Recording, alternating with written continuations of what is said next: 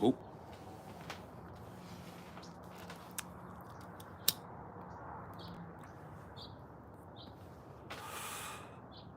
Dance to this bitch if you gang bang.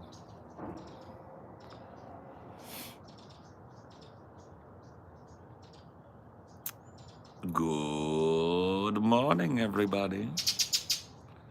Isn't it beautiful? Crispy cold today.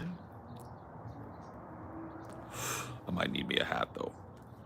It's gonna get.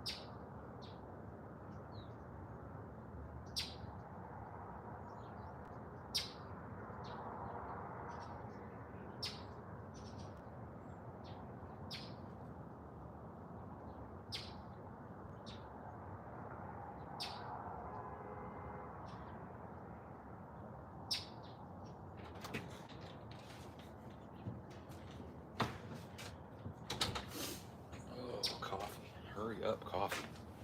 Hurry up, coffee. Dance to this bitch if you gang bang. Ooh. Top of the morning to you. Good morning there.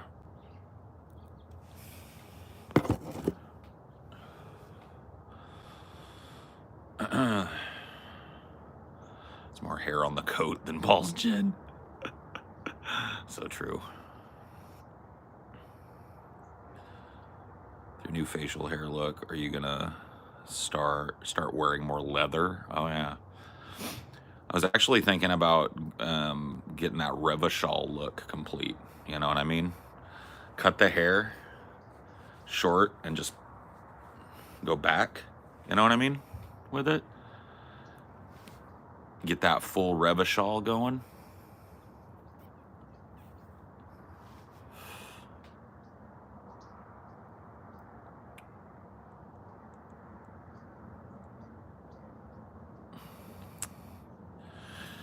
You've got time. Why is that song stuck in my head?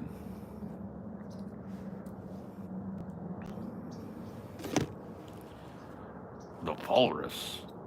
I am the Walrus.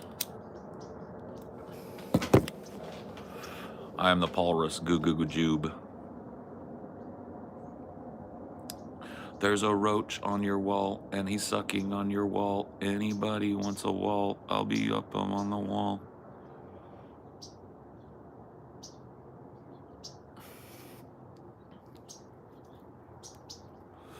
Yeah, I haven't watched Orange is the New Black in years.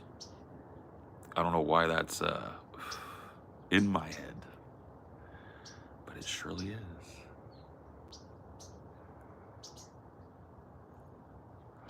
I just finished my shift at the docks. Yep. It was a tough day today. We had to unload your mom off of her pleasure barge. Took all 18 of us. Tough day at the docks, but, you know, here we are.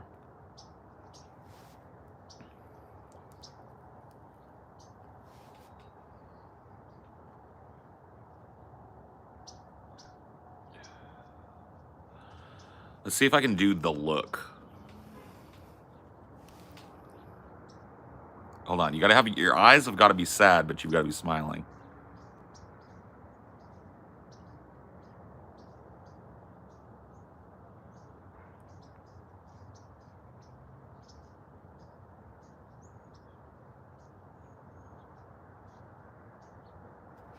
Is it the look? You guys know what I'm talking about, you fucking Disco Elysiumites.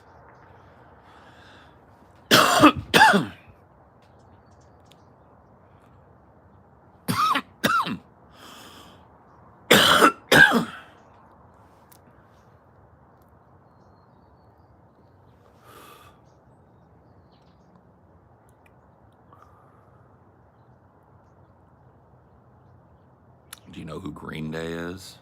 No. Never heard of that band that everybody's heard of.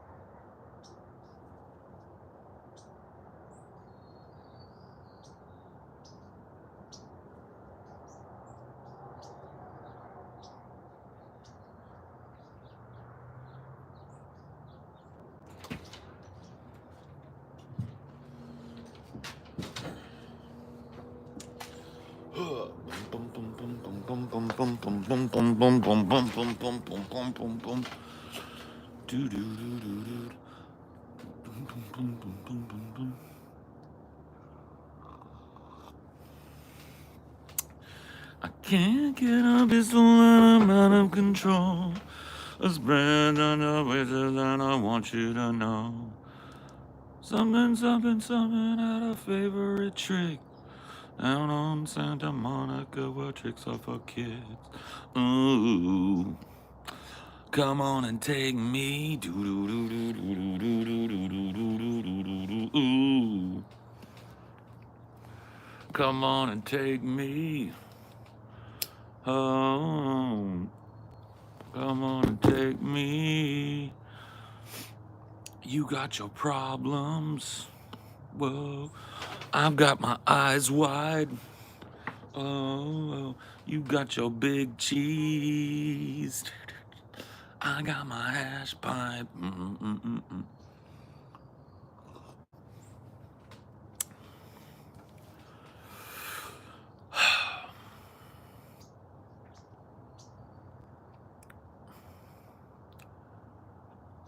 I just need a bit more leather to complete the look. I don't want really leather. Leather is on. Have you guys ever owned a leather jacket? Can I get a show of hands in the chat for chatters that have owned a leather jacket? All right. This is not a money check. I'm just asking. Have you ever owned a leather jacket? I had one leather jacket in my life, and it was uncomfortable as fuck.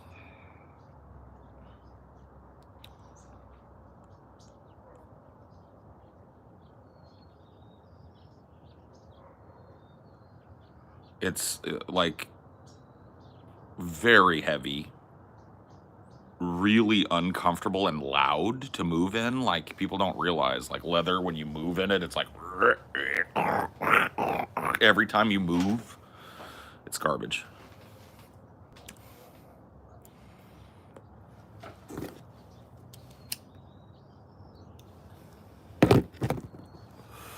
Will I ever shave off my beard? Fuck no.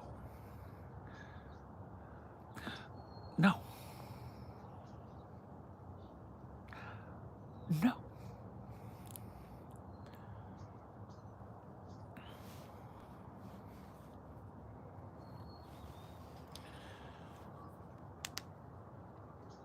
Hey man, you know what Diddy? What did Diddy? What? Get the Diddy motherfucker out of here. Oof.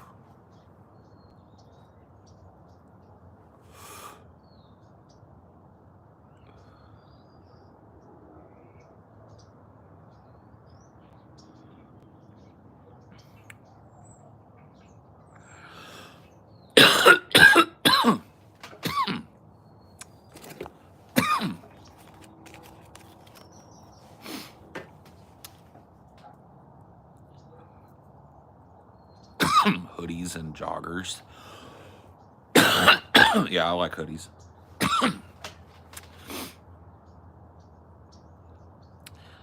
Take that Democrat hat off. Why don't you come pull it off my head, bitch? You got me misjudged. Woe betide any creature that comes and tries to snatch my cap.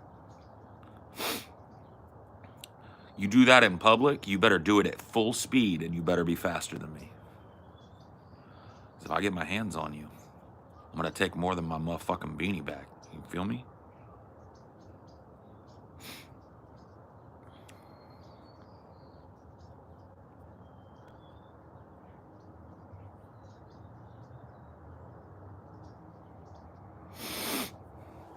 Ooh, come on and kick me. Do do do do do do do.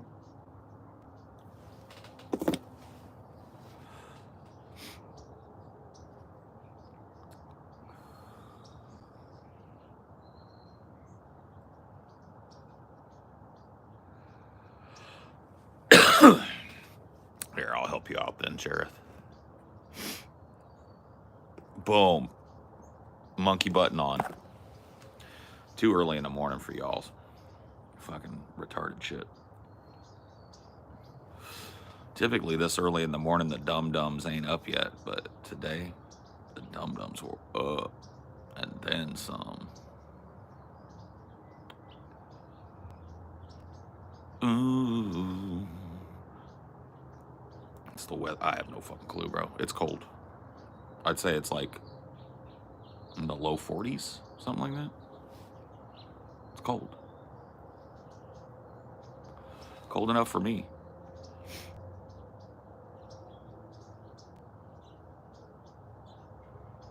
I'm very scared of losing your trans hormones in the next few years. So, do you live in a red state? Because if you live in a red state, you might want to make your way to Blue Town.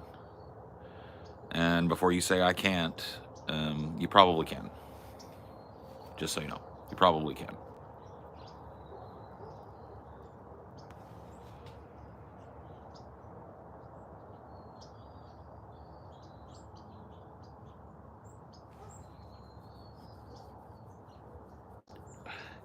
See, dude, at least now, the people that are obsessive about commenting on how I look, at least now I'm not going to get the same two things. Oh, look, it's Hagrid. Oh, look, it's Santa Claus. Hagrid and Santa Claus don't have this kind of a beard. So people are having to get creative. They're like, Micah Bell from RDR2. It's like, okay, that's it. That's, you know what? That's one. That's an age-appropriate one. You know? You're having to get creative with it now. Today I've gotten Chester Arthur. I've got Nikola Tesla now, just now. These are way better than Hagrid, Harry Potter, Santa Claus. So already it's an upgrade, right? Harry Dubois, right? You got to dig a little deeper and find some adult stuff to make a reference.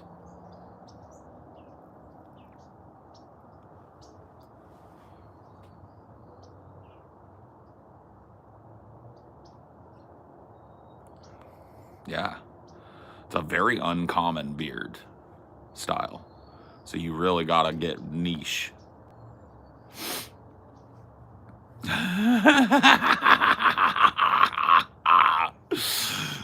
Hello, Mr. Naughty Priest. It is I, Paul's long-hidden double chin.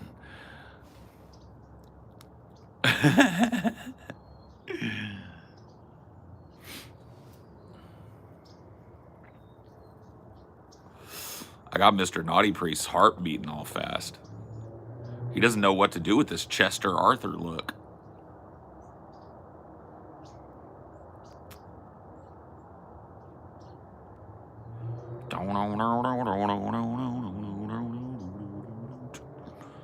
I ask why you chose to keep the lower lip hair. I don't know. There's a couple of reasons. Number one, my lower lip hair is pretty like blonde if you look at it. And number two, I think it looks good. Like I think it frames the whole thing up. I don't know. Maybe it needs to come off of there. I honestly don't know.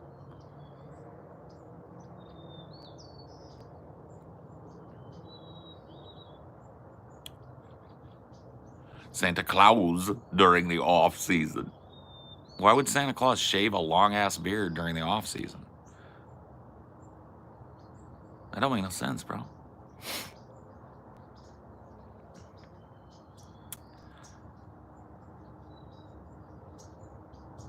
Boom, boom, boom, boom, boom, boom, boom, boom.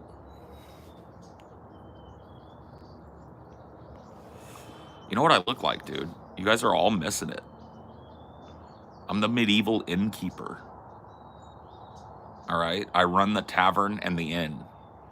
All right? And I can pour you a mug of grog, and I can tell you the rumors in the region. You see?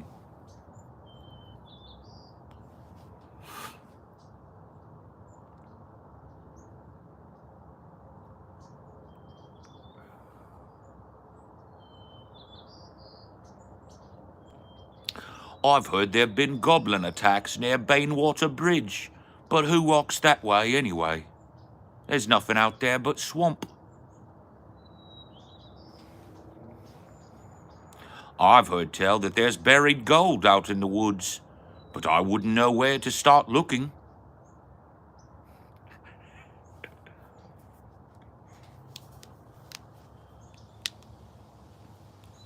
John Ruth, yeah. There you go. But see, people are having a dip. They're having a think now. We're making them think.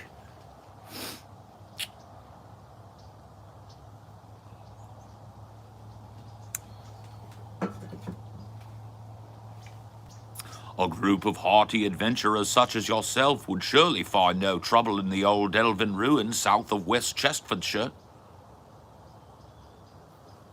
I've heard bandits have taken up residence there, but you lot look like you could handle them.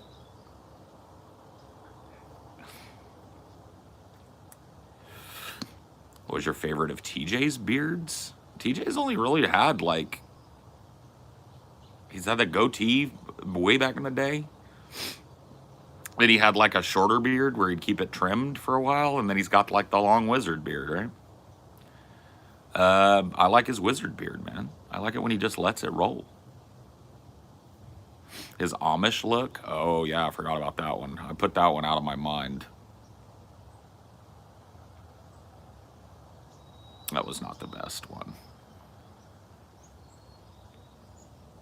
More work? All right, then. Didn't the peasants have this haircut? Didn't the peasants in Warcraft 2 have this fucking beard, or am I wrong? Yes, me lord. All right then. More work. Righto.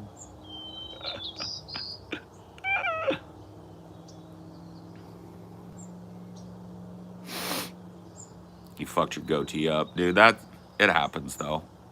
I had to be very careful. The barber, you know, like I told her to like just do a strip and I'll take care of the rest. I came home with it. I was like, all right.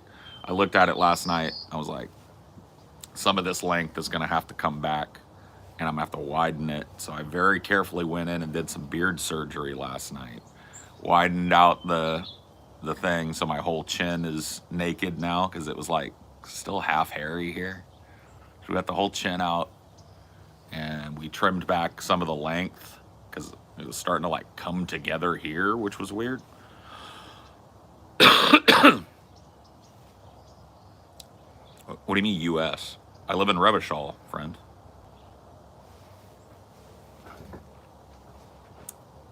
It's a cold day in Retrospective.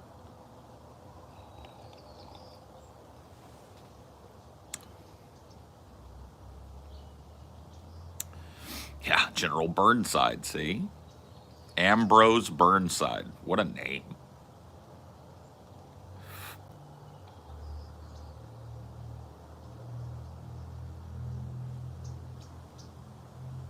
A musket? Why would I need a musket? You know what's missing? Honestly, there is something missing from the whole look. A Cuban. A thick Cuban. Rose gold. A thick rose gold Cuban. Plain Jane. No bust down. I think that would complete it. I think that would bring everything together.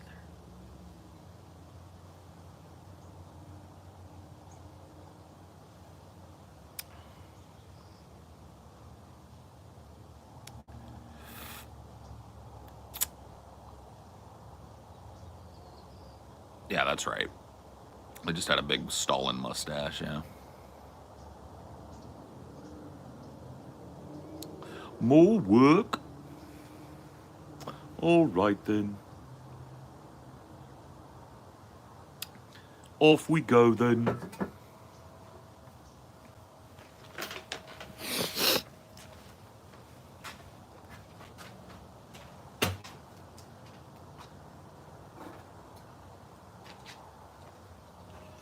Off we go then. Ugh.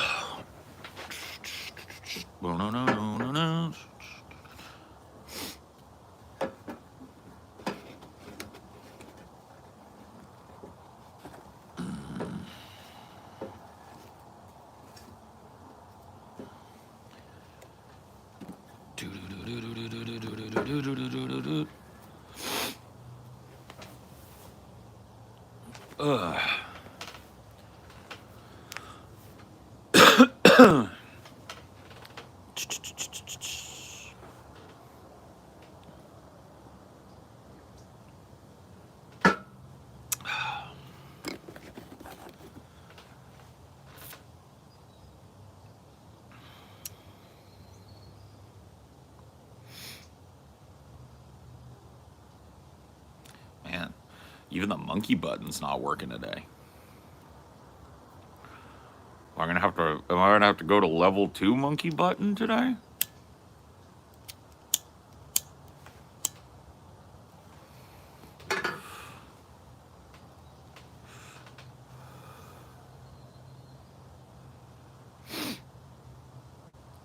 Monkey button, monkey button, monkey button. Time for me to load up the monkey button.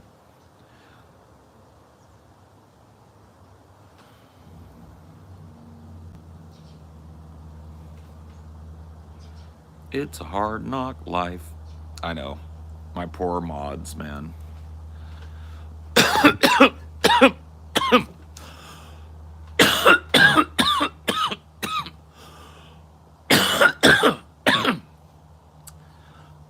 I need to have a mods only day.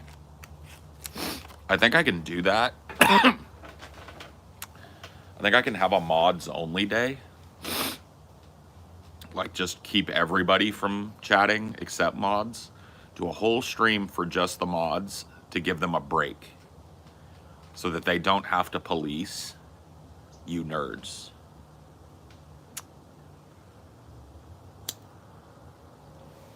Yeah, dude, we'll have a mods pizza party, dude. And we'll rent some videos from the Blockbuster. Huh? We'll rent a couple of videos from the Blockbuster. We'll smoke a doobie. And we'll eat cupcakes and pizza.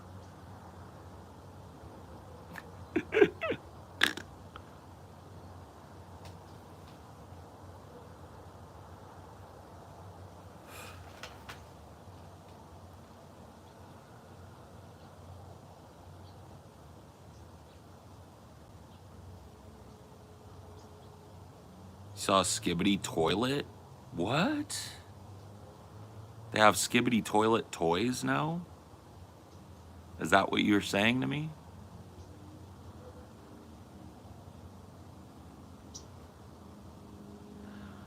How doomed are we, dude?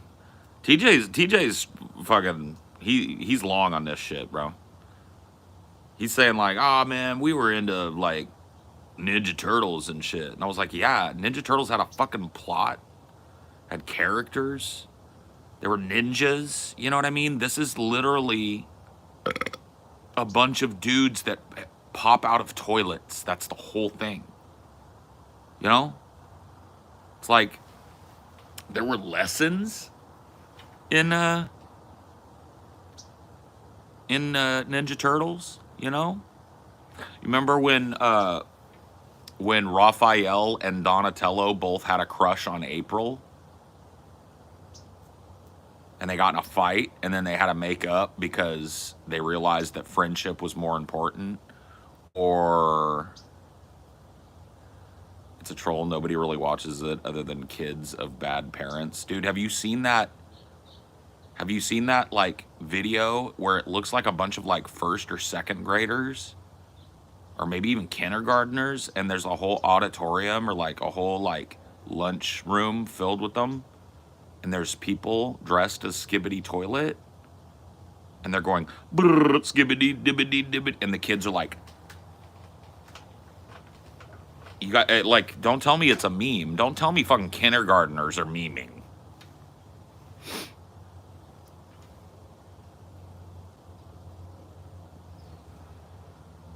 Like, don't tell me kindergartners are busting a meme. Like, they were genuinely enjoying it, bro. What's the fox say? I mean, like, what the fox say thing? It's silly and childlike, but it is not a giant, crazy dude popping out of a toilet with a rictus grin on his face. You know?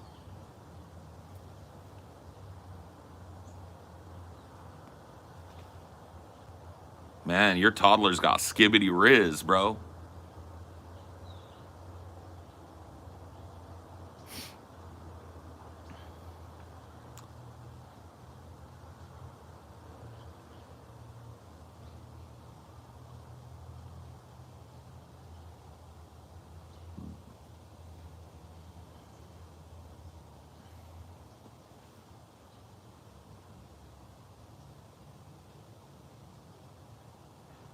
Kindergartner I babysit says brain rot like it's fun.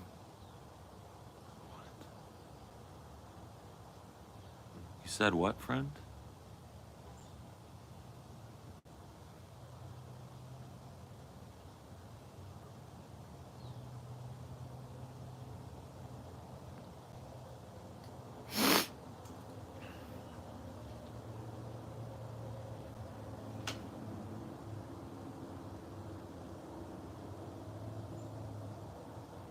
He jokes about brain rot. How the fuck does a kindergartner even know what brain rot is, bro? See, this is what I'm talking about, man. What was cat dog? Not a head popping, not a giant, insane man popping his head out of a toilet. I'll tell you, that's what it wasn't.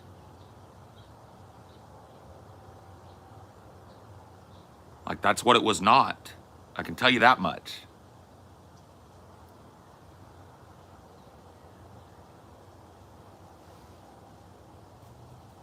Jesus Christ, bro. Yeah, dude. Their brains can't even start rotting yet. Their brains are still in the oven, soft as fuck. They haven't even started to rise yet. They still got brain batter up there. How are they even talking about brain rot?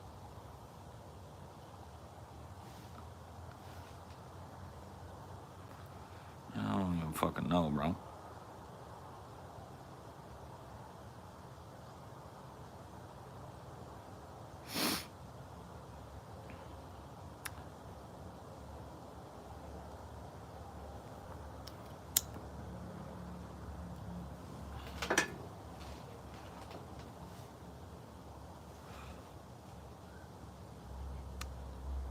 SpongeBob had some weird moments. I'm sure it did, but I don't want to hear about it because I'm too old and I never watched SpongeBob, okay?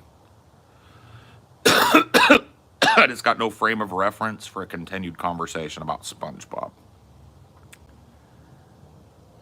I don't believe that I've ever sat down and watched an entire episode of SpongeBob. It's true though.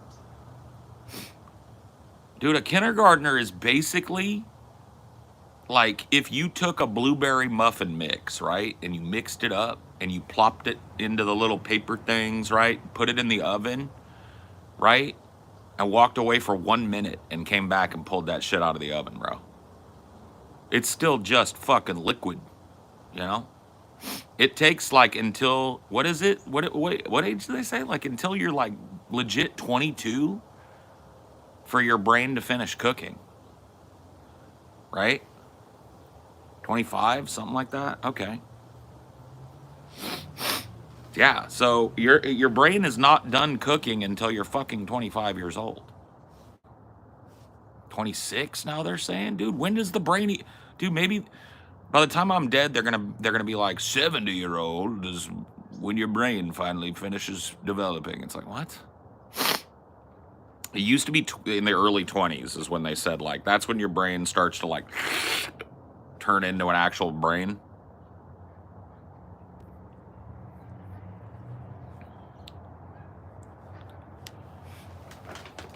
Anyway. Oh, honkers. Honkers.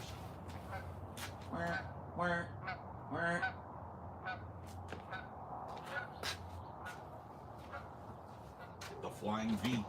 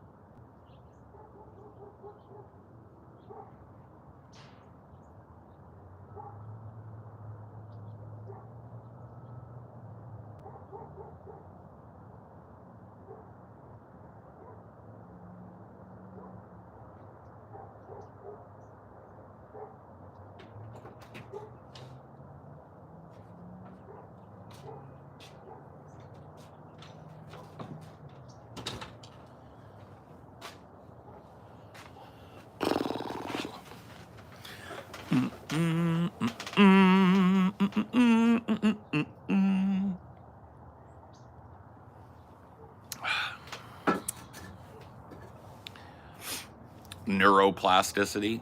That's how they say when is the dough, when is the brain batter baked.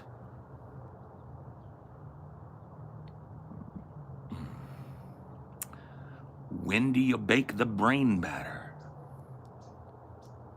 Perhaps it never stops developing. Well, that's just not true. I mean, to a certain extent, it is true. Your brain is constantly creating new memories and assimilating new information, right? But as for we're talking about brain capacity, we're not talking about learned experience here, right? We're talking about your capacity to operate at what we consider to be an adult level of brain function. They used to say back in my day it was like 21, 22. You guys are saying you're here in 25, right?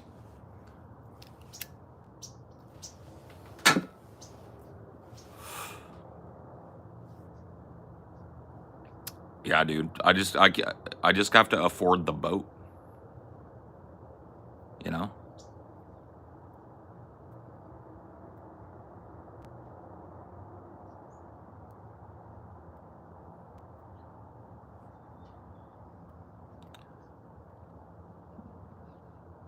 So when did my Navy service end anyway? Right after Nam. That honorable discharge. 3 Purple Hearts and the Congressional Medal of Honor. I don't like talking about it though. Takes me back. Takes me back to the days when Charlie was in the jungles. Watch this. You want proof? Here's my 1,000-yard stare. You ready? If you're sensitive, you may want to look away now. My 1,000-yard stare.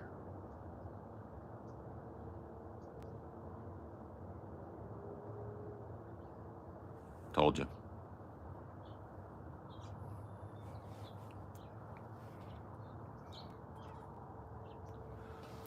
Told you.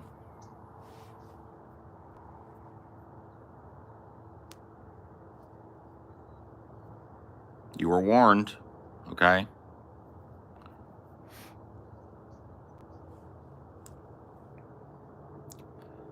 That's a nice coat. Thanks. It's an old coat.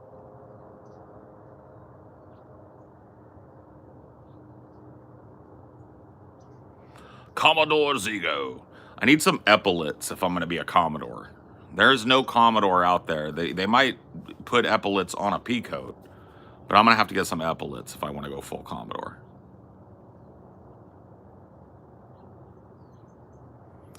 I do kind of need clam chowder, so there's that.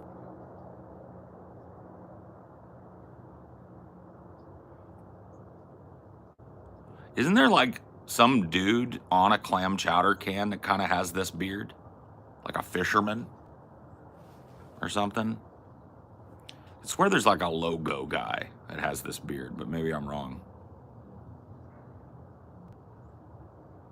Oh, I'm already the rear admiral, if you know what I'm talking about.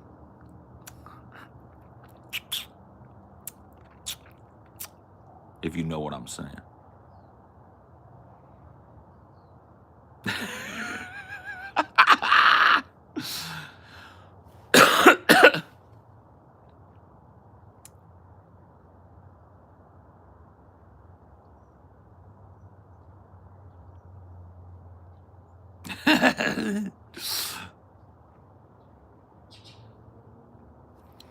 Dude, chicks have a move. You guys know the move? This is the move, right? It's not going to look the same for me, but this is what chicks will do sometimes. They'll go like, just that, and you're like,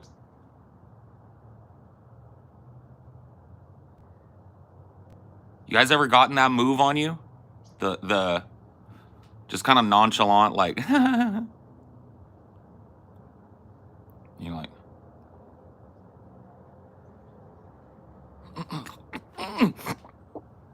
excuse me.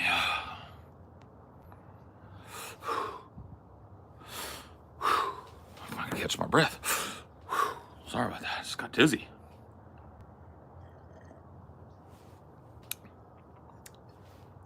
You've pulled that move, bro. Bro, now. Let's be fucking real now.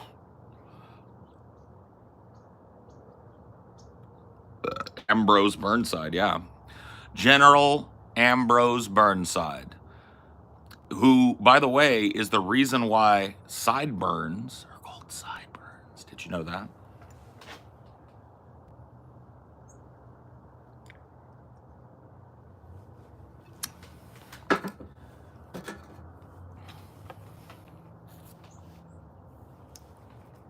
Oh, dude, Slinky did it. There's an emoji for that shit?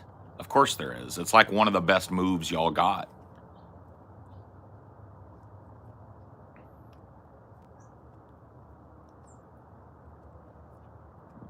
If you want to gamble, I'll tell you how to win. You win some, lose some, it's all a game to me. 7 or 11, snake eyes watching you.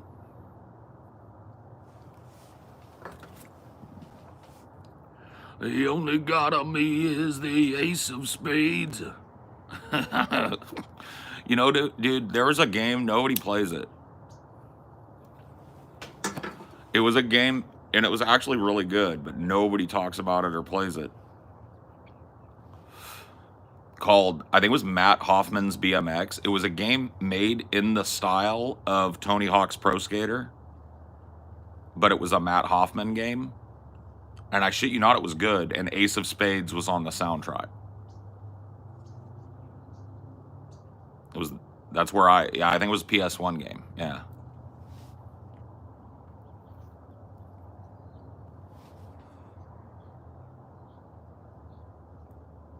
That game, just like the OG Pro Skater games, the Tony Hawk games had a fucking killer soundtrack. Hip hop, ska, punk, right? A little bit of metal.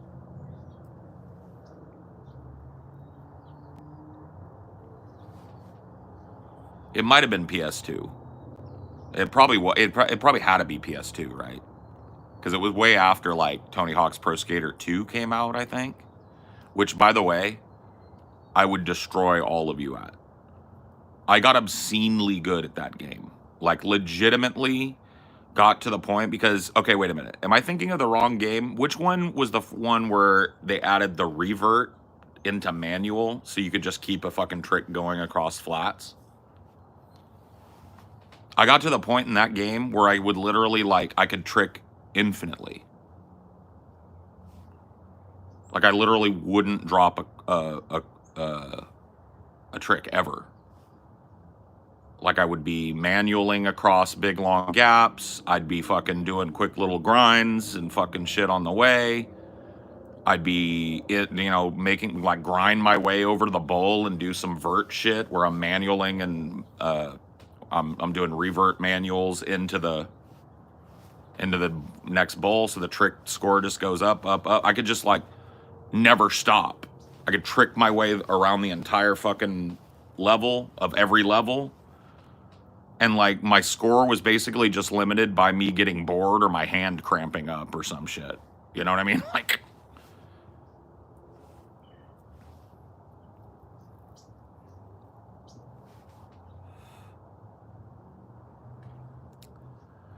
dude, you might not agree with me, but Tony Hawk's Pro Skater 2 was the pinnacle.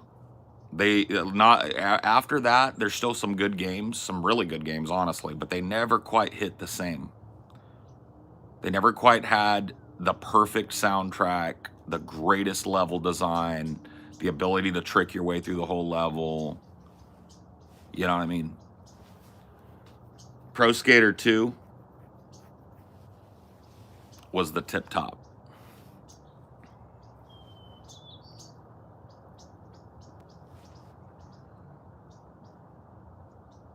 No, I never got into skate.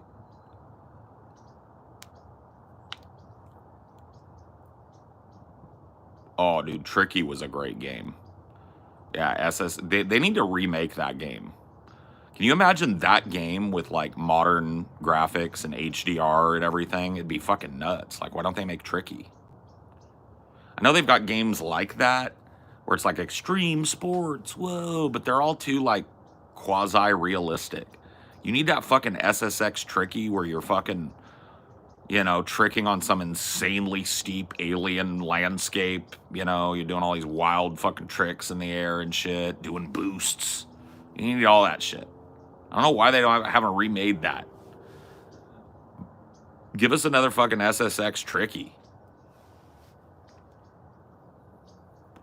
Had a great soundtrack too, you're right.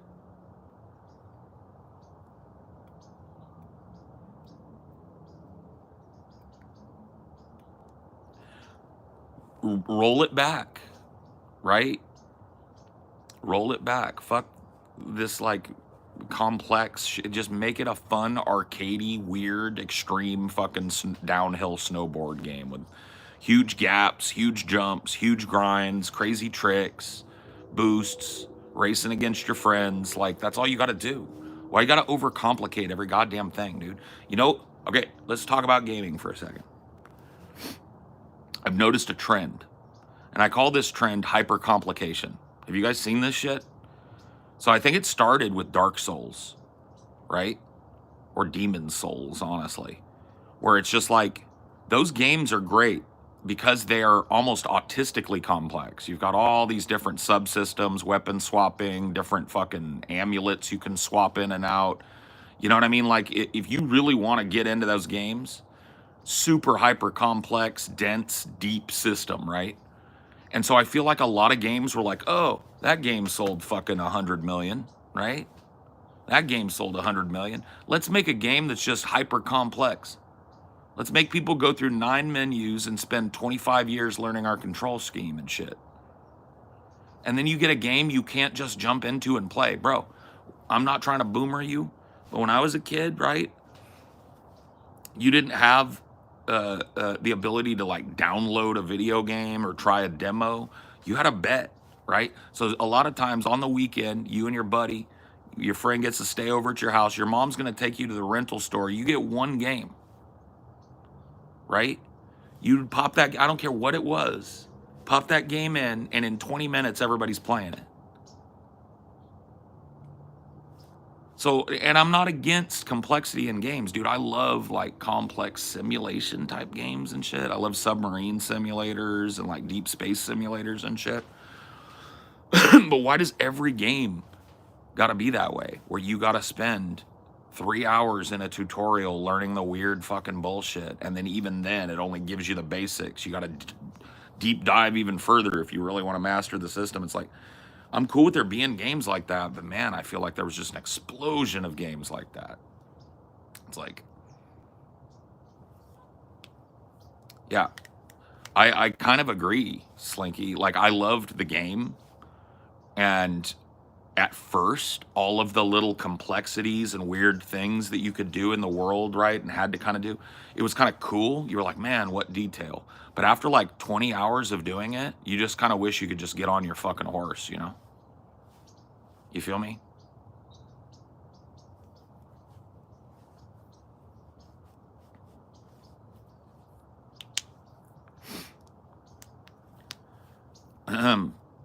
Dude, there's another thing too. These loot systems have got to stop.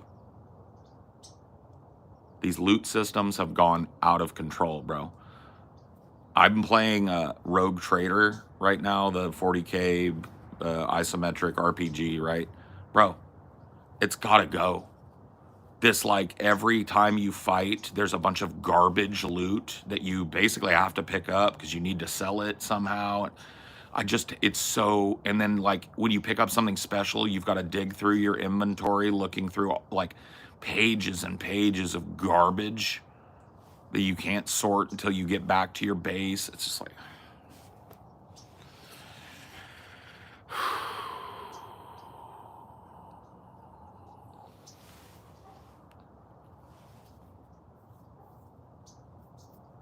yeah, the Cyberpunk UI is super garbage. You're absolutely right about that.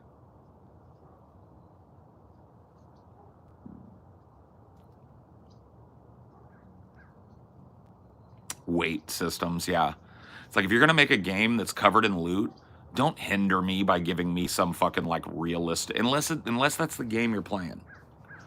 Like, if you're designing some really hyper crazy survival game, yeah, give me a weight limit or whatever. But if it's Fallout, bro, just let me carry like 8 things of power armor. It's okay. I can suspend my disbelief. It's okay, dude. We can have a magic bag of holding in the game. Not everything has to be fucking real. You know? Shit like that. Dude, you know what game could have been hella good? And you guys are gonna laugh at me about this.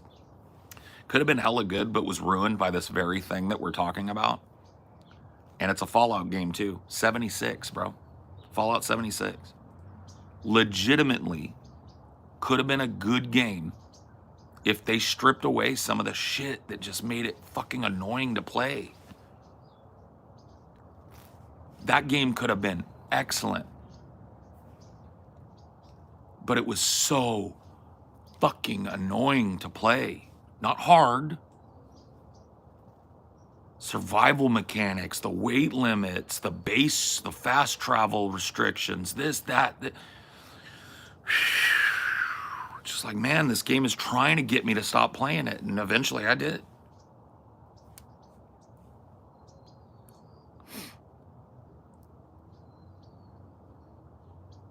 You look like a character from RDR2. Wow, I haven't heard that one.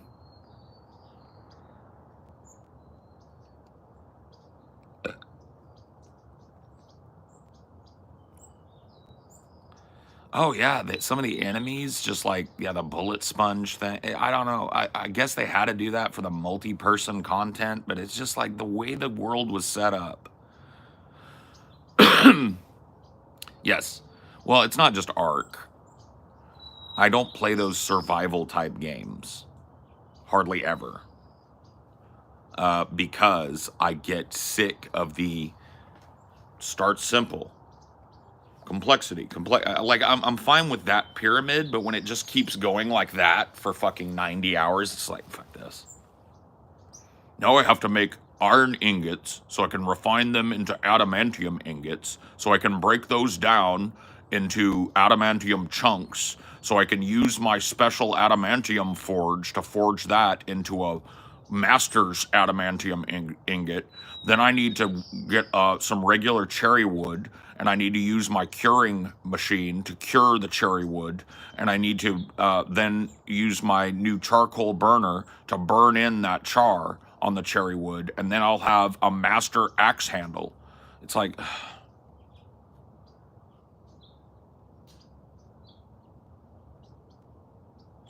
like, away with thee. I already got a job, dude. You know, like, I don't want another one. I'm trying to have fun over here.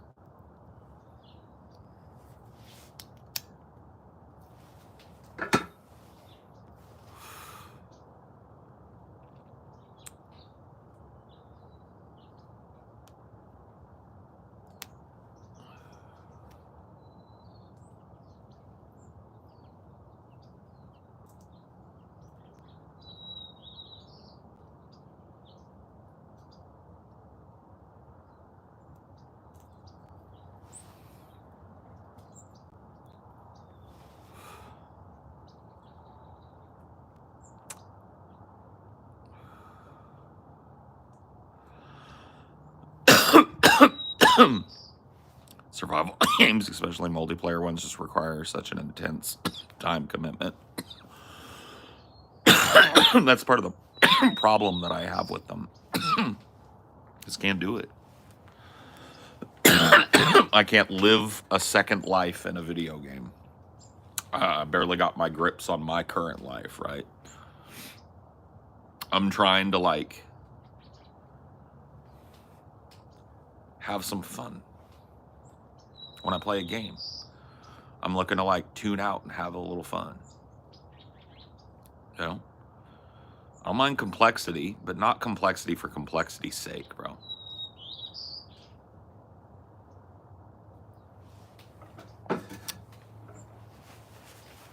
Ugh. I can't do it. Now, I've played games that had that more open world survival kind of mechanic, like UO, right? Ultima Online was a great game that, because, you know, once you got into it, once you got your character up to a certain standard, you could play in short bursts. Your stuff was persistent. You didn't have to worry about it. You know what I mean? They had mechanics like people could not break into your house. To get into your house, right? They either had to cheat, in which case they were banned, right? Or they had to steal your fucking key off of you and get off in your house, right?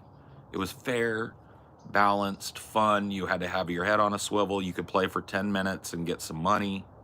You know what I mean? You could play for 10 hours and have fun the whole time. It was one of those games, right? That's the type of game, like, to be honest with you, since I played that game, I've been looking for that game. I've been looking for a game that gets that balance of time investment versus fun correct. And complexity, too. UO was not an easy game to pick up and play, especially if you wanted to fight other people. There was potion swapping and stun locking, and weaving was a thing that they used to do, where it was like you would wait for 2 heavy crossbow hits, and then, you know, hit your macro to swap out to your spell book, hit them with a fucking e-bolt, back to your crossbow, whop, whop, dead. You know what I mean? Like, you had it all in your head. You had to be really, really good. You had to know when to cut bait and run, when to heal.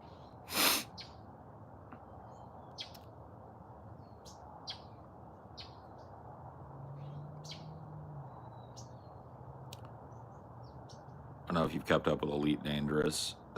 There's real nice new exploration ship that just dropped.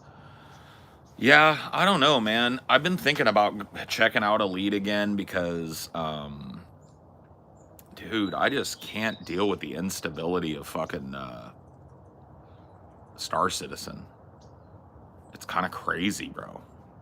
That game is just up, down, fucking working fine 1 second, and then you're when you're like an hour into like trying to get some money and you're on your way back to the base and the server crashes and you lose not just that but your ship and your insurance money, it's just like, why am I trying to play that?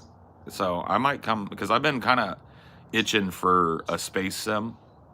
Don't do it, Phoebes. Don't. How dare you? How dare you try and inject that evil back into my life?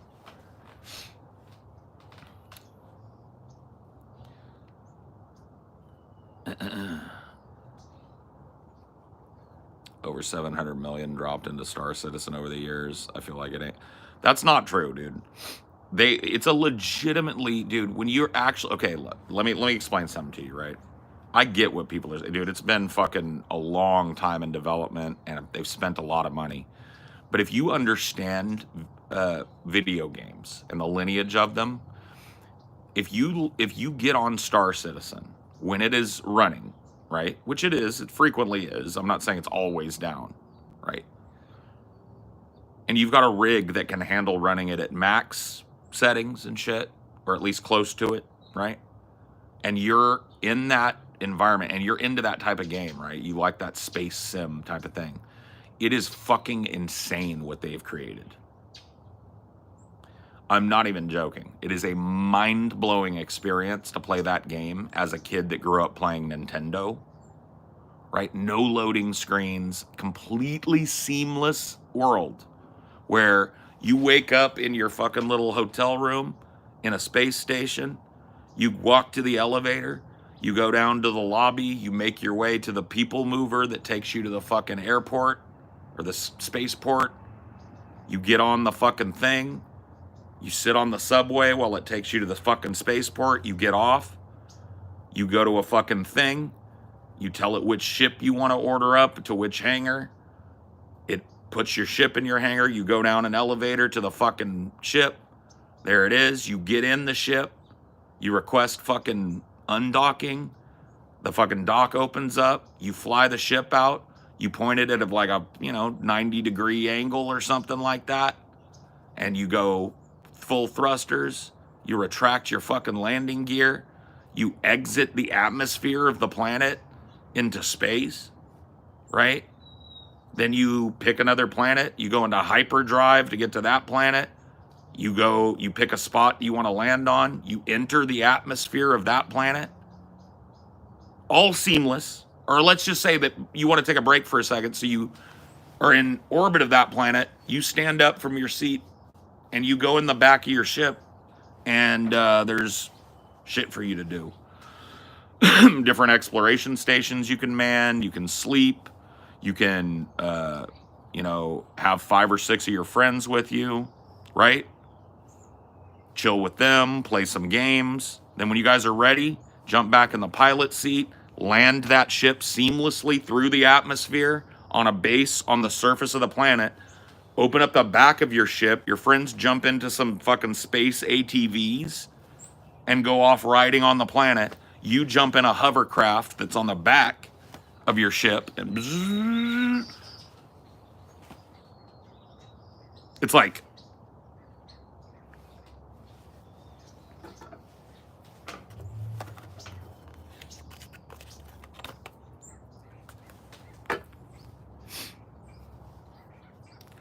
dude, let me tell you about another thing. Somebody dies in the universe, right? And they've got some stuff on them they don't want to lose. So they have a special beacon set up when their body is down. That beacon goes out and becomes a local mission for anybody that's got the gear and the will to get there fast, right? You can accept a rescue mission for that person, give them an ETA, jump in your rescue ship that's got a few guns to take out the pirates that killed them, land your ship seamlessly, jump out the back of it, kill a few more fucking pirates, get his corpse, right? Throw it over your shoulder, take it up into your ship, put him in a medical bed and start scanning him for injuries, close it, tell the fucking captain to take off before the pirates reinforce. Captain pulls out, take the guy back to base, take him to a medical facility on a gurney. The medical facility revives him. He gets to keep all his shit.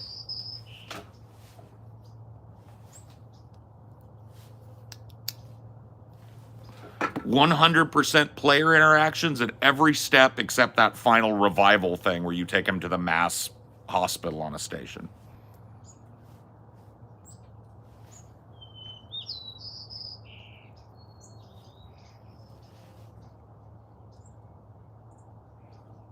It's crazy. It's a crazy ambitious game, and to say that they've added nothing is insane. You play it and tell me they've added nothing. It's stability, though, that it's lacking. Stability and feature completeness. Because of the complexity of the universe, they have to add more complexity to make it all make sense. And so they're constantly updating. The thing that they're working on right now is really exciting. They're working on a base building mechanic where you will buy these huge construction ships that you will land on a planet using materials that were mined by players.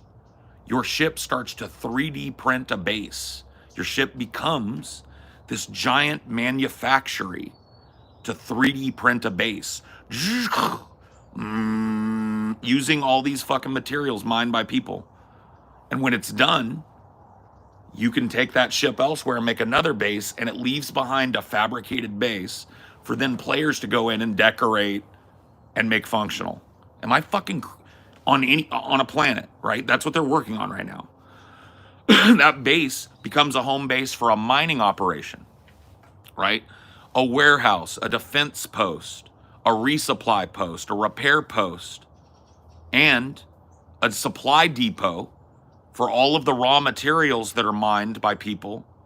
And then people come from space to pick it up and sell it.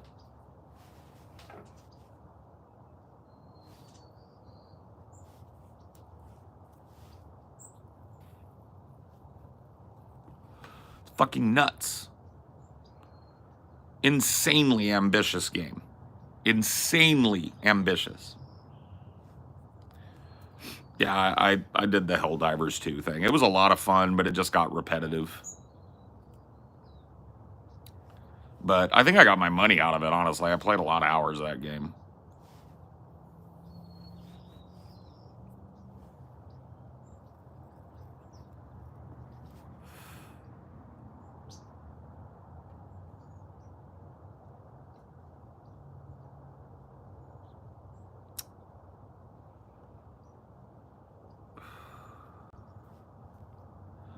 Way down the line, imagine a Nostromo mission where you get their signal and run across the xenomorph. I mean, like, think about it though. You know, it's not like right now they're limited to 2 systems or 1 system with a second system coming. They theoretically want to launch with hundreds of systems. Some of them on the very frontiers of known space, occupied by pirates, possible aliens and shit. I mean, it's fucking like, come on. I don't care if they take another fucking 10 years to make the game. When it comes out, it's going to be the most ambitious. It already is the most ambitious game I've ever played. What they are trying to do and what they have, like how far they have come to completing that is mind-boggling.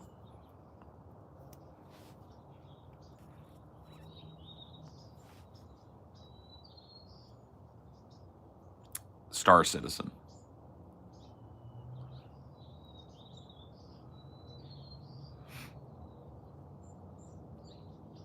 You think they'll add loot crates? God, I hope fucking not. Genuinely hope fucking not.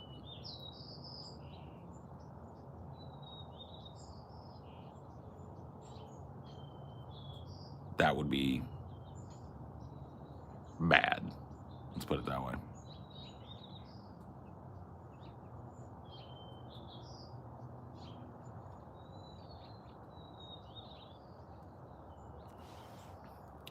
I've done Elite, dude. I'm pretty rich in Elite, honestly. I was an explorer. So I did, you know, like deep space exploration, data gathering, planet scanning, all that shit. So I was pretty rich in Elite. I was pretty well off in the game. So when I jump back in, it's not like I'm starting from zero, but that's the thing about Elite is like what I do solo. I don't really care for the combat shit. I like to do trucking. And I like to do exploration. Am I gonna smoke a J? I've got one that I've been puffing on here. Yeah, I've been puffing on it. Thank you for reminding me.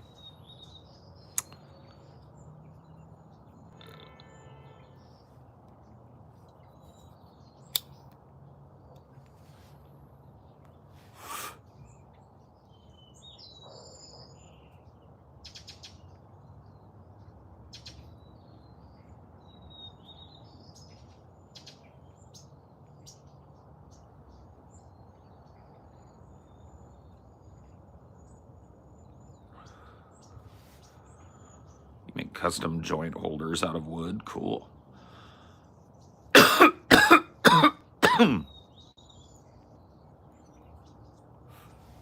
I've seen these like glass tip things too that people have made. You actually roll them into a blunt. It's like a blunt with a glass tip on it.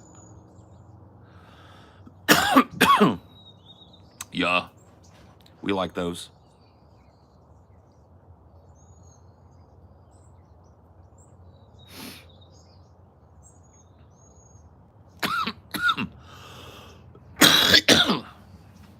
I think that's enough of that. Whoa. Skibidi bop.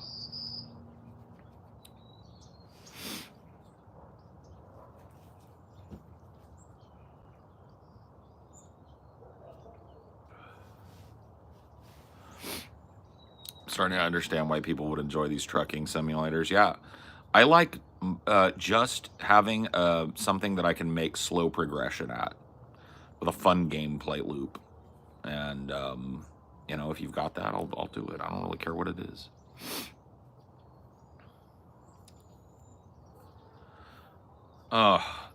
Vidya is, I like talking about it because I'm like, look, dude, I play a lot of video games. But I swear to God, man, it's one of the worst topics to do in a stream like this because instead of talking about the game you're talking about or musing about the possibilities of it or whatever, people get off on this. Let me recommend 9 different fucking games, right? And I get it. But it's just such, it's kind of like it gets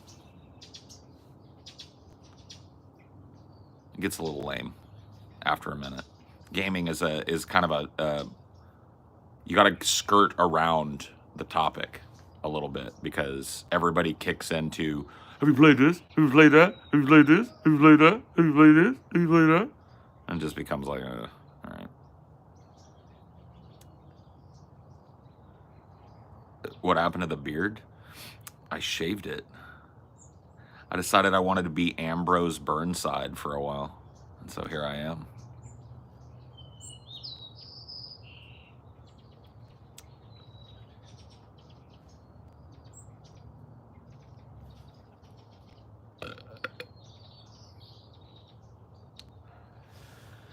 Ambrose Burnside.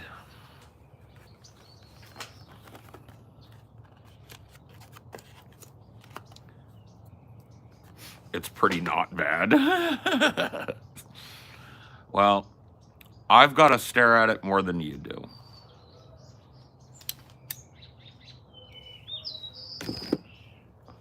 I just got bored of seeing the same thing every goddamn day. I wanted to try a different thing.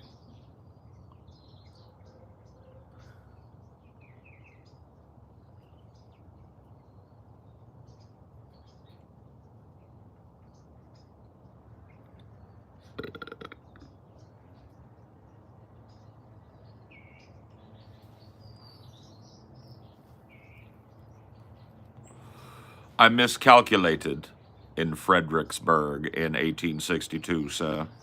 It was a simple miscalculation and could have happened to anybody. Who ended up winning that Civil War again? Because I thought it was the Union.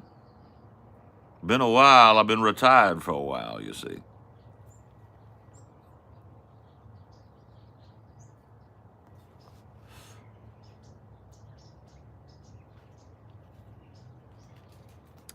Chin is kind of meaty. That is a very fucking weird thing to say, bro. because like, look, dude, my chin is like, it's a normal ass chin. What do you mean it's meaty? This motherfucker said my chin was meaty? Are you talking about this? Are you talking about my little double chin? Or are you talking about this chin? How's that meaty? Do you want to take a bite? Does it look tasty? Do you want to take a bite of it? Figure it out, dude. Meaty chin, dude. Dude's got a chin like a meatball, dude. Figure it out. Die a little bit.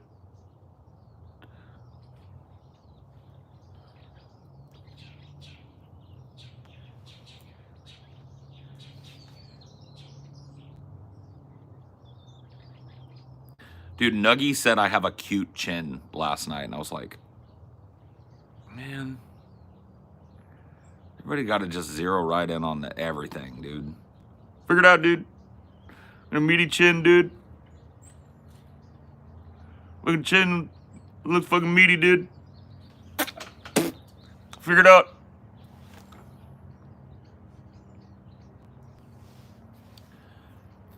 How's the health journey? Well, I'm going to the doctor this morning, so I'll let you guys know where we stand or whatever, I guess. I don't really care. The last time I was at the doctor, my weight is down at the right pace. I know that my weight is further down from there. Where it stands right now is of very little consequence to me. I would imagine that I'm somewhere between 310 and 290 right now, if I had to take a fucking wild guess. And that's down from 367 early this year. So we're doing good. We're doing good. My doctor only had one complaint, which is weird. Quit smoking. That's like, all right, I know, doctor. But no, like, my blood pressure was perfect, right? Heart rate was good.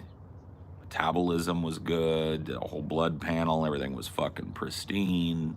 Cholesterol, fucking great.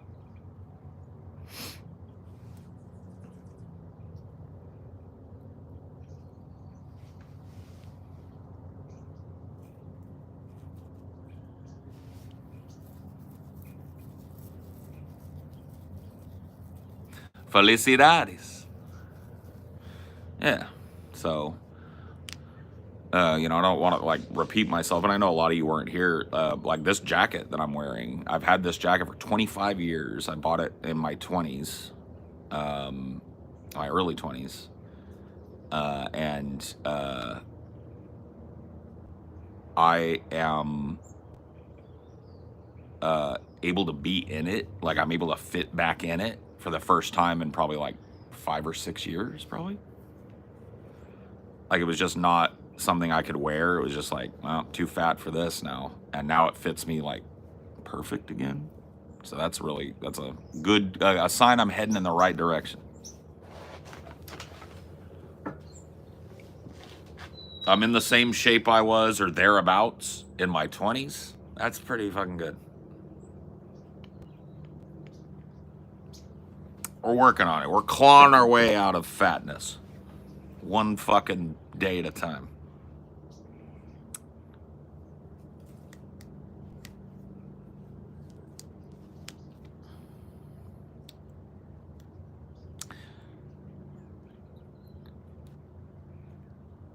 E-Train, you gotta pick a fucking PFP, homeboy. You gotta do it. Do it for me. Do it for science. Do it for the people. You gotta it's any old thing, dude. Dude, figure it out, dude. Pick a fucking PFP, dude. Figure it out.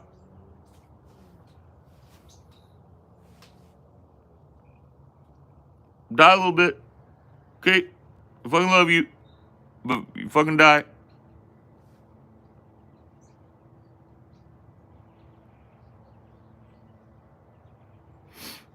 Figure it out, dude. Dude. Good PFP, dude.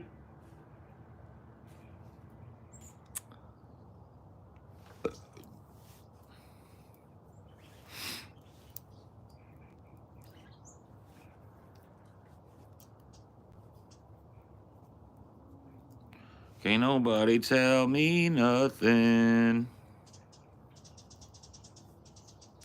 17 years of no picture.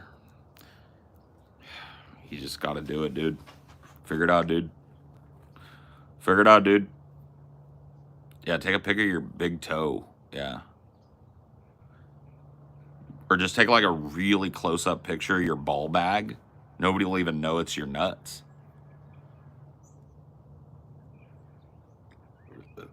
You know what I mean? They'll be like, what is that? Is that like a Mars landscape or something? Whatever, cool. You know, but it's your nuts.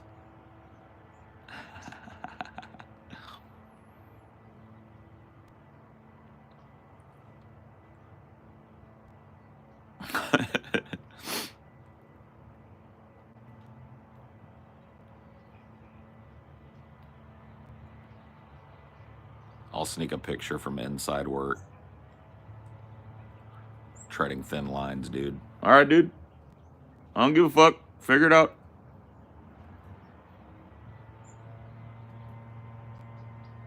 You're a fucking retard, dude. Figure it out, dude. It's my nuts, dude. Figure it out.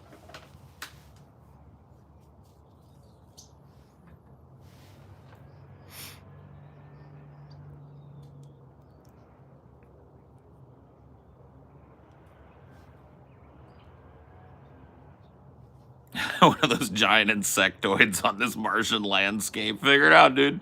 He's got the crabs, dude. He's got the crabs. But in order to get the crabs, you got to get laid. So he does have that.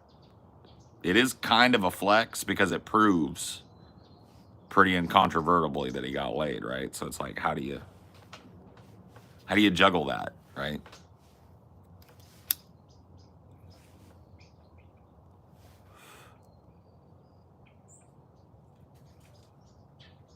$200 people watching a barista work. It is pretty cool, though. I was a barista for 8 years, and if they're using an old school pod machine, it is kind of a cool workflow. I used to really enjoy doing it.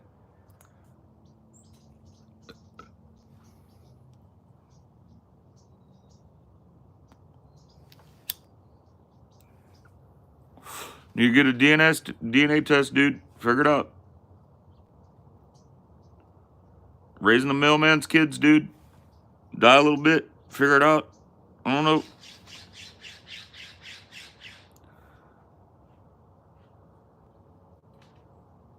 Draw something on your bell end and make it your PFP. Why not, though? Who's going to call you out on it? As long as you zoom in and it's just the background of whatever, nobody will know it's your pee-pee.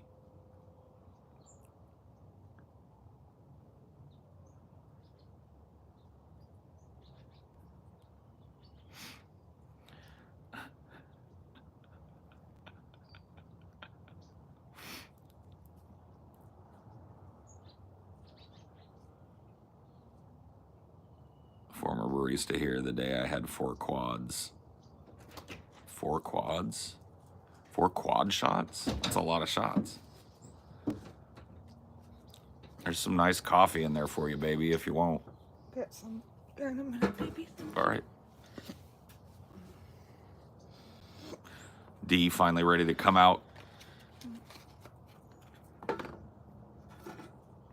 They yelled at the ground last night when we didn't go back to bed.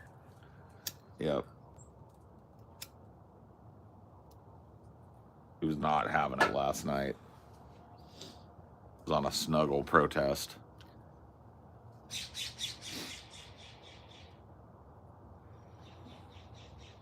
I'm sorry, D. Our sleep schedule has just been crazy. But that's nothing new.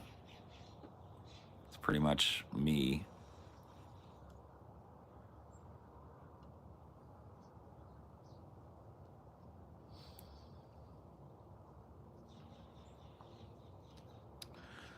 You said you have anger in your life. Is it better or worse or the same as you age? Asking for a friend. Better.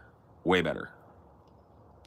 I would say that, like, in my 20s, especially once I got into the groove of like grinding at work, paying your own bills, being in a like live-in type of relationship, managing all of that, right? Dude, I had a real bad temper.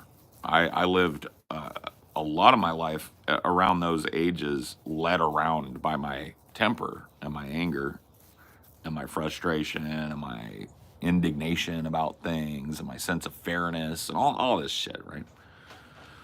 And I'm not even claiming that I've let go of all of that now, but as I've aged, I've mellowed. I tell my, it just comes up when I'm talking about my wife all the time, but it's like, there's an age difference between the two of us, and I think that, in a universe where I'm her age or she was born around, we met around the same age, there's no way we would have worked. Yeah. Unless we met at 40 something, maybe. Yeah. Assuming that at 40 you're not a punk rock star or something.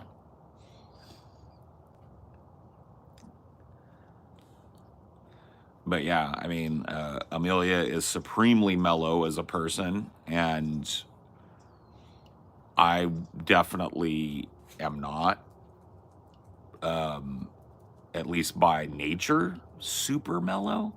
And so the fact that I have mellowed since my 20s, I think, is good.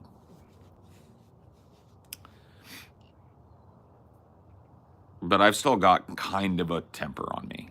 I think I always will be. Amelia's never irascible. Not never. But very rarely is Amelia irascible. Yeah, I want that turkey goal so bad. The irascible turkey goal today.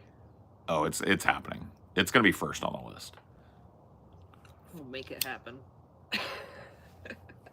Yeah, I'm just gonna tell TJ, just make a second wheel that has nothing but irascible turkey on it. Yeah. Spin that one, and then nobody will notice. Yeah. Just be like, oh, irascible turkey. Yeah. No, we're just gonna force it because it's just retarded. It's too good. Everybody wants to see that irascible turkey. And there's something else too that TJ's been wanting to see, isn't there? Like I think there was another goal. Yeah, that kept getting not. Yeah, it keeps getting bumped. Well, I guess that's the advantage of the wheel is you can just put it on again, but it doesn't feel as. Well, the irascible turkey is timely though. Yeah. People are gonna forget about that,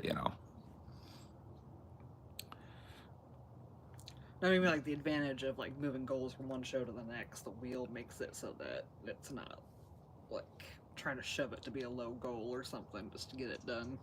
I see. I couldn't help but crack up like crazy. No, well, I mean, that's that style of humor, right?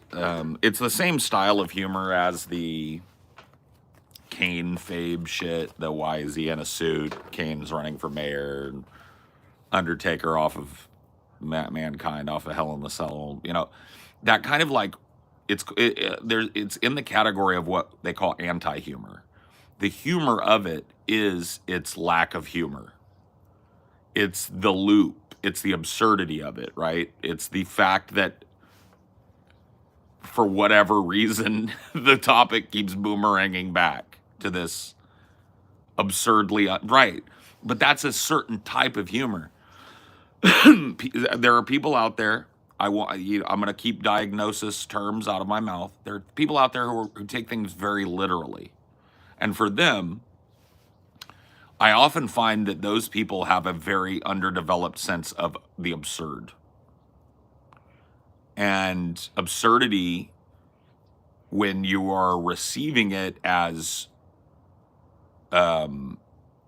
seriousness, can be very annoying to a lot of people, right?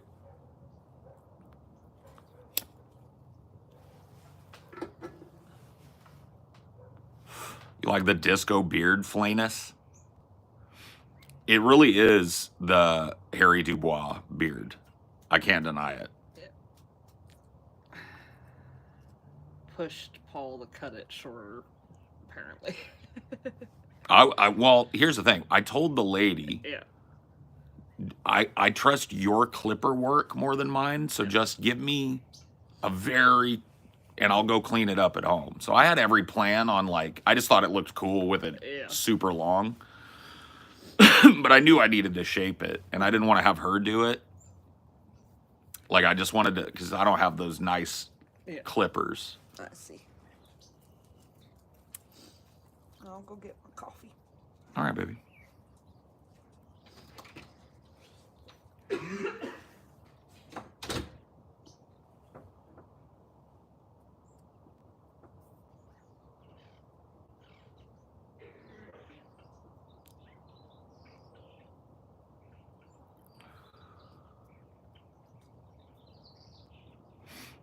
Detective Harry Dubois, dude.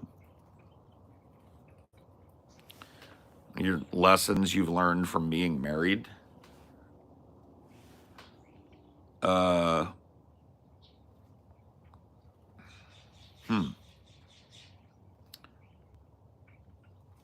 Patience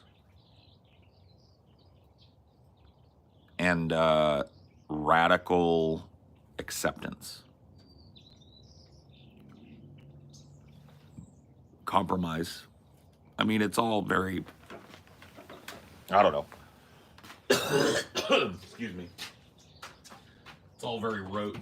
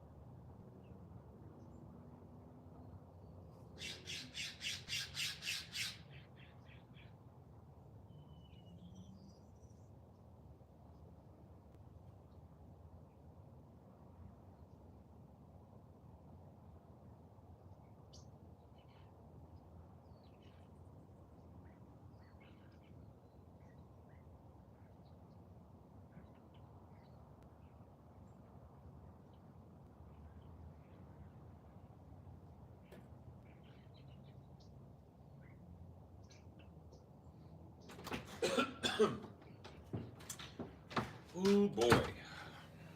Sorry about that. Nausea. Paul had a crazy nausea attack, but we're back. Pretty much every morning for me, and it comes out of nowhere, dude. I feel it, and then it's like, bruh.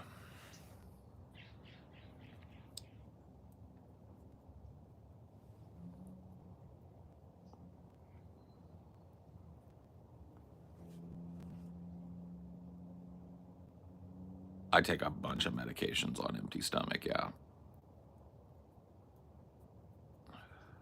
Does that? I mean, it's not an attack. It's not. I just had a bout of nausea. I get nauseous in the morning. I think I might be pregnant. No, it's probably to do with my medication. I would imagine.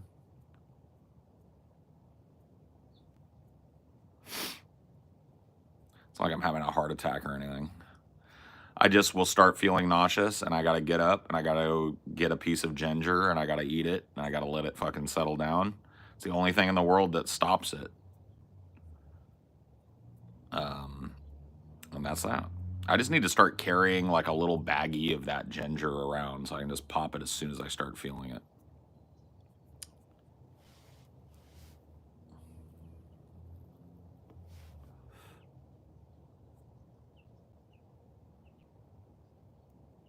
A little upset tummy is a small price to pay. Yeah.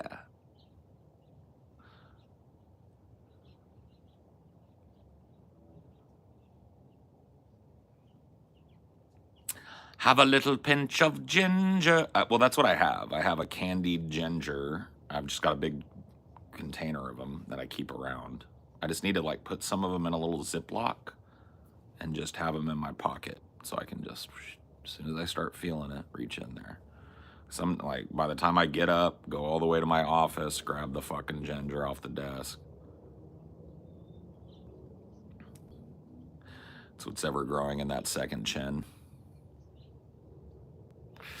You know you love it, Mr. Naughty Priest.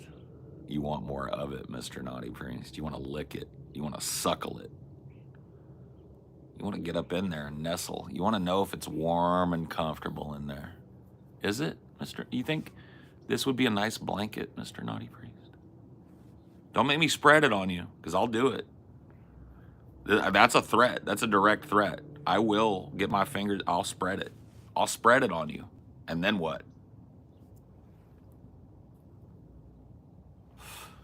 You think you can pull off the fat John Ruth look? Sure.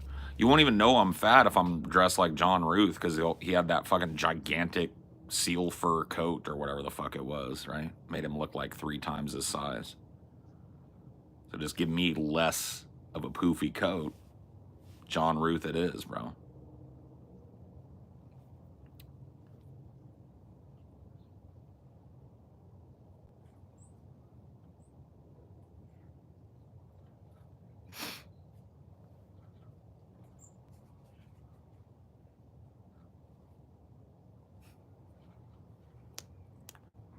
Glue googly eyes on it.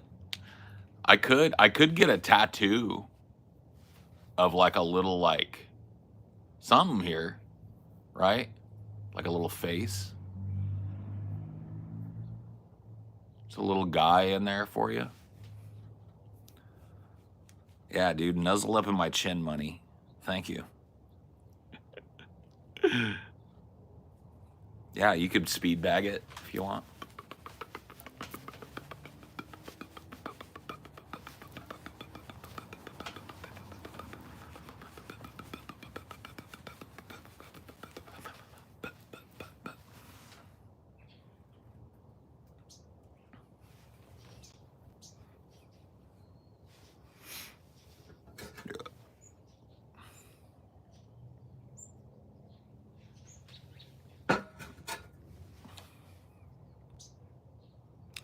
Yep.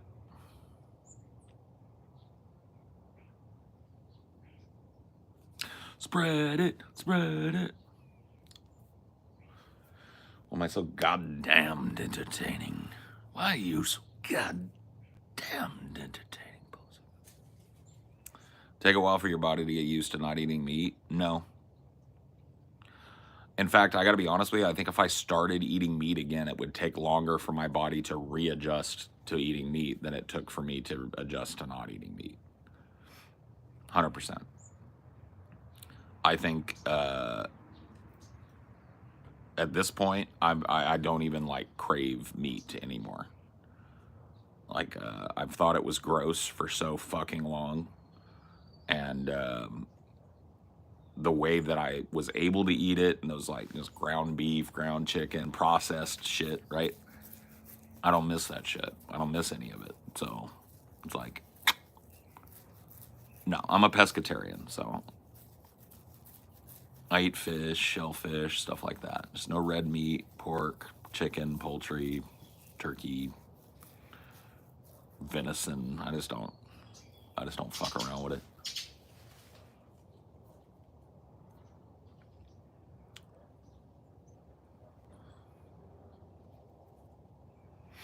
You don't wish you had those issues, Phoebes. Trust me.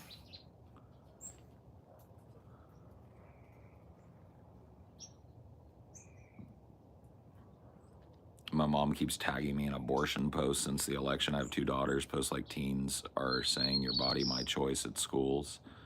What would you say to these R-worded guilt trip posts? I mean, I don't know, man. Don't come to me for advice about your family and shit. Like, I don't know. I don't know your mom. I don't know your relationship with your mom. Like, can't you just, like, well, you can't really block. You should just, yeah, I mean, if it's really bugging you, here's a general piece of advice, right? Just say, hey, mom, can you take me off the list or whatever the fuck that you're sending these posts out to and shit? And if it's not a list thing, if you're just sending them to me, can you stop? I don't want to have to, like, mute you on my phone, but I don't care to hear your politics shit. And if she doesn't fucking respect that, then you put your phone on do not disturb for her. And you just let her talk. Let her squawk.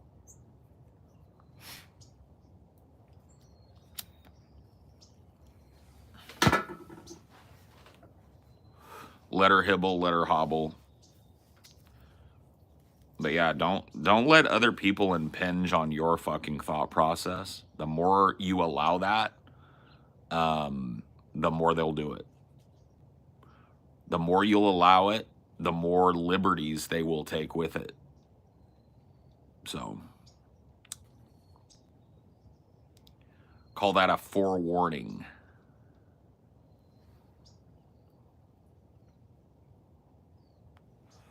I haven't heard from Pranav much about his mom.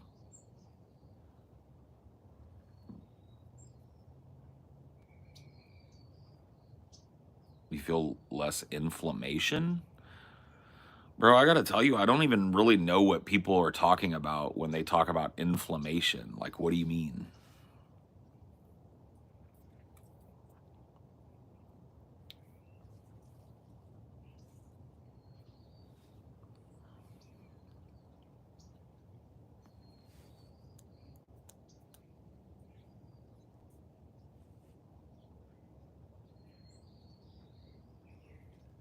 Stiff joints. Oh. Well, I have really, like, so it's hard for me to know. So that's a good question. It's hard for me to notice because I have a really, really horrible back. I have scoliosis, damaged discs, and all that shit. And so I deal with a really fucked up amount of pain in my shoulders, back, neck. And so it's kind of hard. And then, you know, I have old injuries as well. I worked for a long time and both my knees are really bad. And so it's kind of hard to tell.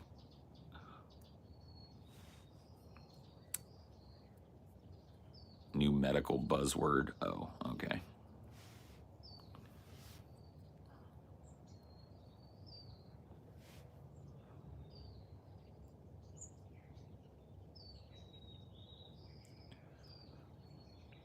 Bro, the advice that I would give, you're honestly already taking it. I mean, like, one of the reasons you guys see me smoking weed out here quite a bit and why I stay pretty fucking high is because I'm in a lot of pain 24/7. And it is a non-opioid way of managing that pain. I also do stretches and stuff, so. But it depends on your type of spinal injury, what kind of stretches you're going to want to do anyway. So I would say, like, stay smoking. I don't know. It helps, dude. It really does, dude. When I get good and stoned, it's like your back kind of like those muscles relax a little bit. And you're able to stretch a little bit more.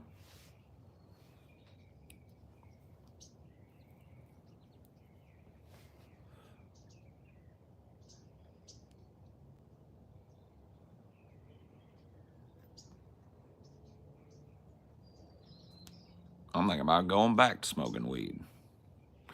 Well, don't be peer pressured. I was just saying, like if somebody's got real bad back, the thing that I do to manage that is cannabis and stretching. And, obviously like changing my diet and the close to 100 pounds or I guess 80 pounds or so that I've lost in the last year has a big deal. The less weight that's extra weight, especially that's dragging down on my back and joints and neck and shoulders and arms and legs and knees, right? So losing weight, but I know that's not an issue for Andrew, so I wouldn't give him that advice.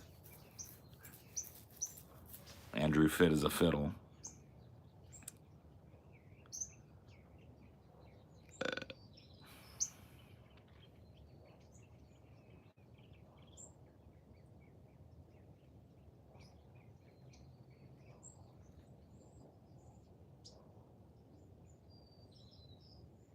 Dude, what I swear to God, I didn't dream about this. And people might not know. A group of people recently, was it Denzel Curry? Recently remade Hard in the Paint, basically. Dude, that song was fucking wild good. Oh my God, dude.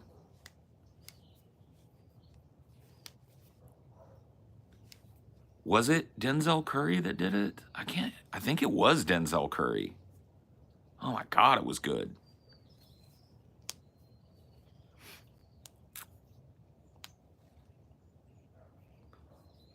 Waka, waka, waka, waka, waka. Dude, that you can't deny. Dude, let me go get my other phone, because fuck it, I'll take a strike, dude.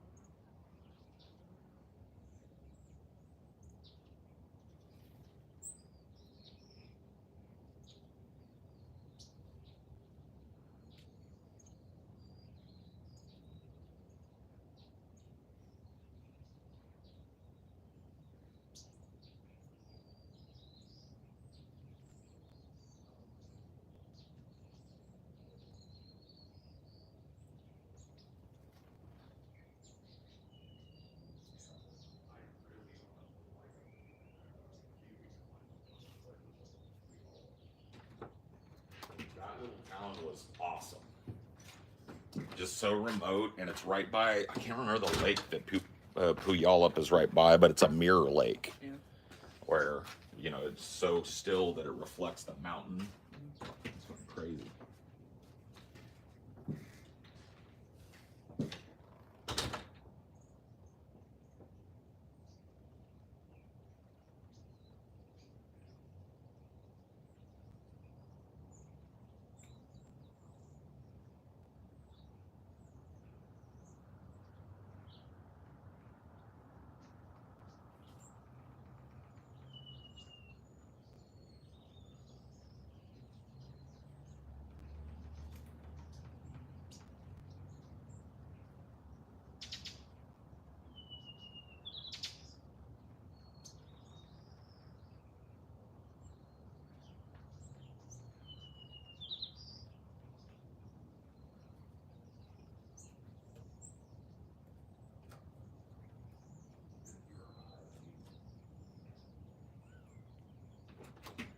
if I try and snuggle with Cricket while he's on patrol. It's on neighborhood watch right now. Oh, yeah, I was gonna grab a paper as well. Where?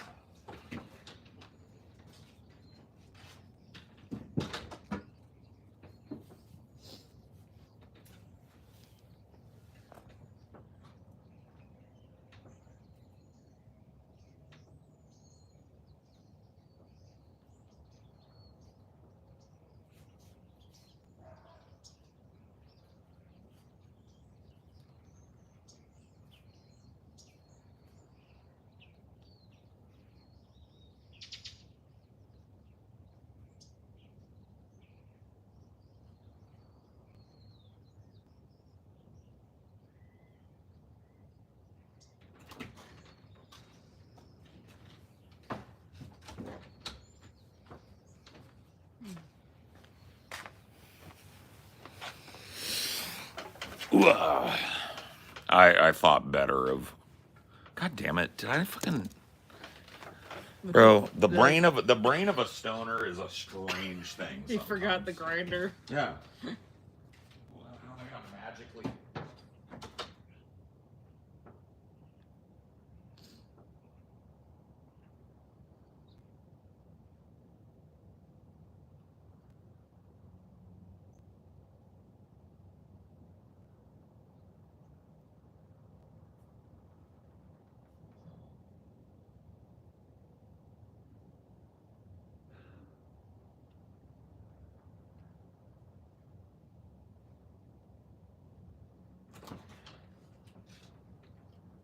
What would happen if you didn't grind it at all? Can you only do that in pipes, basically? You can do like you need a tray. Yeah.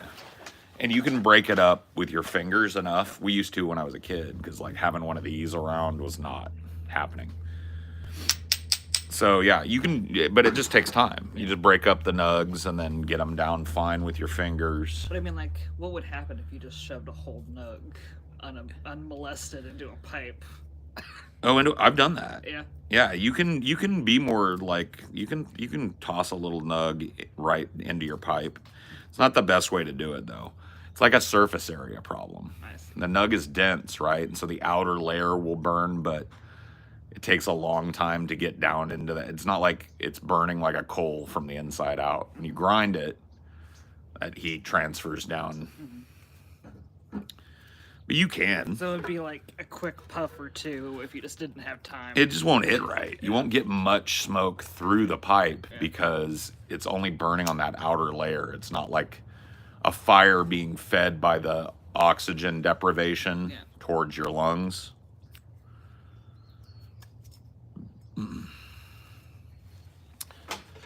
But you can. I mean, like, you can throw a nug in, or like we used to do these things called knife hits, which was basically taking dabs before there was wax, where we would take a bud, like probably about like that sized nug. We would take two butter knives, put them in the electric stove, like prop them in there to where they were touching the electric stove and turn it on so they would get red hot. And then you take the butter knife off, you put the nug on one. First you have a rig too on your face, like we used to use like a Coke, like a plastic Coke bottle. You just put it in your mouth. You cut the bottom out of it so you got like a funnel. And then you smash it between those two red hot knives, and it literally like doesn't burn the weed, it vaporizes it. Like all the oils and terpenes turn into, so it's almost like taking a fucking dab. Dude, knife hits are fucking nuts, bro. I do not recommend. But that's how we used to, if you really wanted to get ripped. And it was a way to conserve weed as well. Because at the end of a knife hit, there's literally... The nug's still there. No, there's literally nothing left but white ash. You have used every part of that plant, and if you're doing it right, you got every bit of that smoke too. I see. So it's like it doesn't leave a bunch of residue, resin, because it's vaporizing it. It's not, burning it necessarily. I have tried vaping weed. I've tried I like doing dry herb vapes. Look, to each his own. I'm not a hater. You know, if you like it, do it. But it just ain't for me. I'm old school, dude. I feel like you would like vaping more if it was any easier on your lungs, but it really isn't. Mm-mm. No, weed is weed is weed when it comes to the lungs. For me, at least.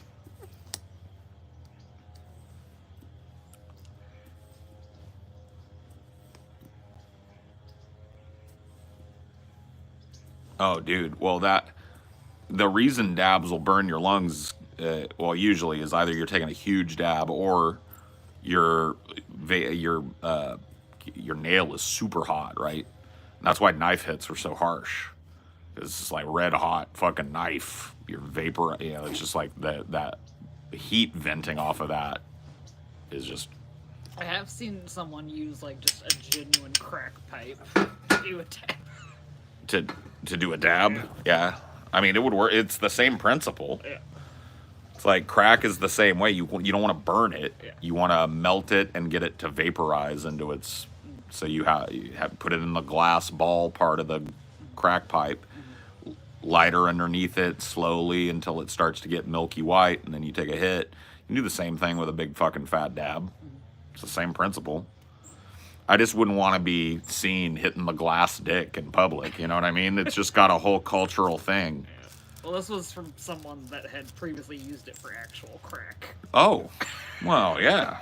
A little crack residue on your dab. Yeah, nothing wrong with that, man. Take it to the next level, eh?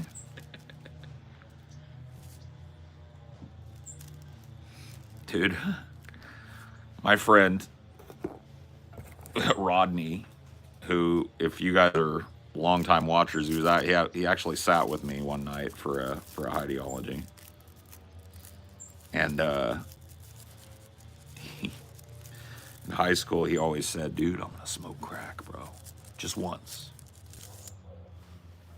And we're like, "Whatever, dude. You don't want to do that." He's like, "Dude, I'm gonna do it. Watch." I'm like, nah. He never did it in high school. And I remember right after high school, before I moved down to live with him, if I'd have told my parents this, they probably wouldn't have sent me down there to live with him. He calls me out of the blue one day. And I'm like, "Hey, what's up?" And he's like, "I did it." And I knew exactly what he meant. I was like, "No." He was like, "Yup, I did it." And I was like, "How was it?" He was like, "It was fucking awesome." And that was it. He never smoked crack again. That you know of. That I know of. Yeah, good point. I hope he's not smoking crack. Rodney, please, no crack. But yeah, that was good stuff. I got exposed to a lot of weird drug addicts with my ex. Yeah, your ex was a tattoo artist and a bit of a flim-flammer as well, I think, right? Yeah. You got to get the cornucopia. I've been around a lot too, but spread out. You got the crash course. Yeah. You got the accelerated drug degree, or at least users of drugs degree.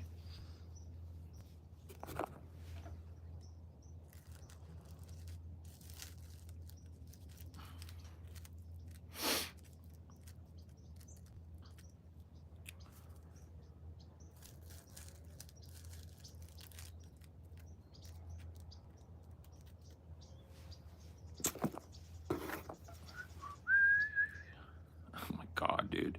It's a drug buffet in the chat. I like this drug. I like that drug. I like this. I smoke that. I'm slamming ketamine up my ass.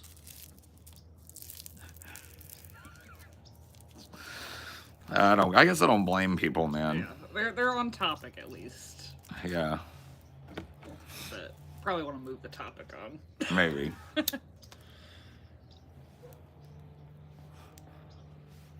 a pretty whack topic.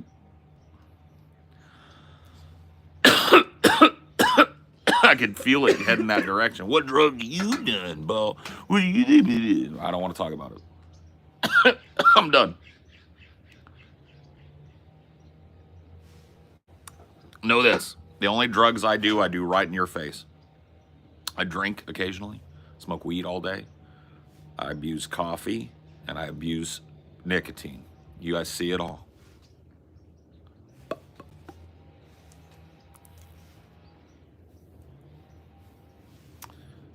Have you tried vaping weed in a PAX? I don't want, dude. I don't want. Thank you, but I don't want.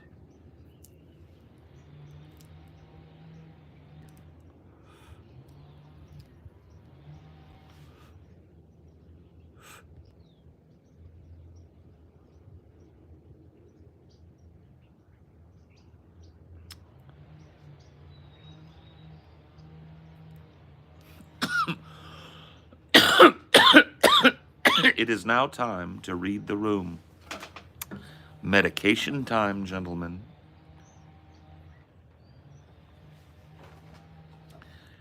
Is Trump going to take your weed? Trump said he was going to legalize weed. Trump might be the one to just finally federally deschedule weed.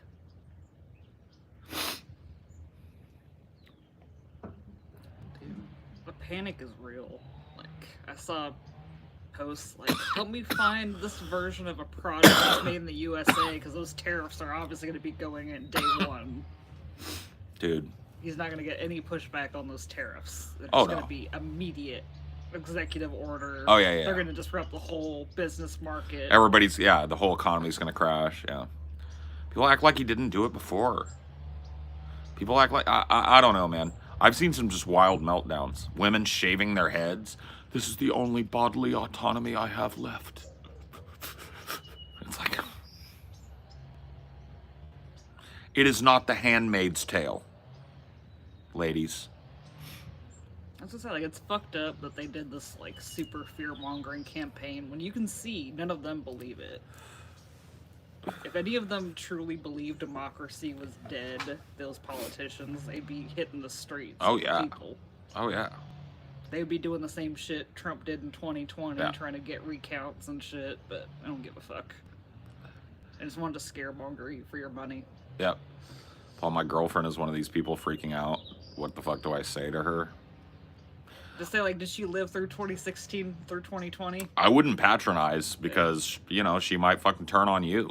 I don't know at that point. To be quite frank with you, I will tell you this. Amelia hit it on the head for me. The whole gaslighting of America that democracy was about to be over. Because think about that. Kamala Harris gave her acceptance or her concession speech, right? Did she go up there and go like, well, pack your bags. America's done. Democracy's over. A Nazi has won. Nope. She went, everything's fine. Yeah, she didn't say, like, rise up Right. and tell them. So that was actually really cruel, what they did to soft-minded people in this country by gassing them up and making them think the world was gonna fucking end. Like, now some people are just not mentally fucking equipped to deal with that. And so they think it's happening on some level. And it's like, Yeah, so I guess that would be a better way. Like, look at them. If they believed that that was going to happen, they would be freaking out. Yeah. Are they freaking the fuck out? why did, like, it, but that's the thing, is like, there's such a gap between he's a Nazi, he's a fascist, democracy is on the line, and everything's fine. We fought a good fight. The fight still goes on. Respect the decision. Respect of the country. decision. It's like, but I thought he was a Nazi that was about to destroy the world. It was very cruel of them to gaslight the American public on both sides. Because if Trump had lost, his supporters would be doing the same shit, right? Like, oh, it's gonna be communism. I just want to say that I gotta go drive my truck one last time before Kamala makes it illegal. What happened to my country? I mean, that happened in 2020, bro. Like, the motherfuckers that are playing FUBA, they can sit But back and enjoy the freak out, but they can't act like they weren't doing it just 4 fucking years ago, bro. We But saw it. You could see that they cared more. They were, like, ready to fucking overthrow Well, the some of them did. Yeah, a large group of them did care more. Yeah. I think a lot of those people, though, honestly, got swept up in that like mob mentality thing, Yeah. where it's like when a mob starts moving, people's brains just kind of shut off and they're like, yeah. They just look around them and they see conformity and they want it, you know? They showed up Yeah. under the belief that they were going to challenge True. the election. Well, I mean, look, dude, there's been some huge protests in Chicago. Peaceful, though. Yeah. Chicago, L.A. We'll see what happens on Inauguration Day. Or on the certification day or whatever. Yeah. We'll see, you know? There have been some pretty contentious inaugurations. I remember when Bush was inaugurated, he was one of the first presidents that had to, because they do this long drive down whatever avenue it is to the fucking White House or to the Capitol where they do the big speech. And typically, in the past, presidents would get out, walk the line with their supporters, but there were so many protesters there that he just stayed in the limo the whole way. And I remember that was a big controversy. In 2004, I mean... I think it was 2004, yeah. His I don't think everyone hated him quite yet in 2000. Yeah, no. And he definitely was like super like popular. It wasn't everybody. It was a very divided nation. He still won a popular vote in but there was a lot of anti-war protesters and shit just lining the fucking motorcade route. And I think they just stopped doing that now. Or did they? Does the president still walk his way down to where the podium is and like shake hands and kiss babies and all that shit? I can't remember. I mean, 2020 was probably not typical either because of the whole COVID January 6th thing. Well, I guess COVID hadn't broken out yet. Yeah, you'd have to see how Trump did it in 2016 to get an idea of how he'd do it this time. Why are people literally crying, bawling their eyes out on TikTok and don't expect to be used as content by ultra? Because that's what it's a football game. If you were to get into American sports, right, and there was a big Super Bowl game and everybody thought their team was going to win and they lost, you could go on TikTok and find that same shit. When you try your best but you don't succeed. Somebody's just like, I can't believe they lost. It's literally that. But instead of, well, next year my team will get another shot, it was, the world will end if the Raiders don't win. It was gaslight supreme, bro. It's an insanely abusive and cruel thing for both sides of the party to be doing. It's not like we're saying that Trump won't do any bad shit, but acting like he'll do all of the bad shit immediately and nothing will stop him is... It's just fucking retarded. It's a useless amount of fear. Right. No, it is. That amount of fear and anxiety isn't helpful to anyone. Raiders fans are used to it by now, trust me. There's no tears when the Raiders don't even fucking make the playoffs, okay? I just go, fuck it. Fuck it. Didn't Tom Brady take an ownership stake in the Raiders? Did he? If that's the case, maybe we'll start winning, baby.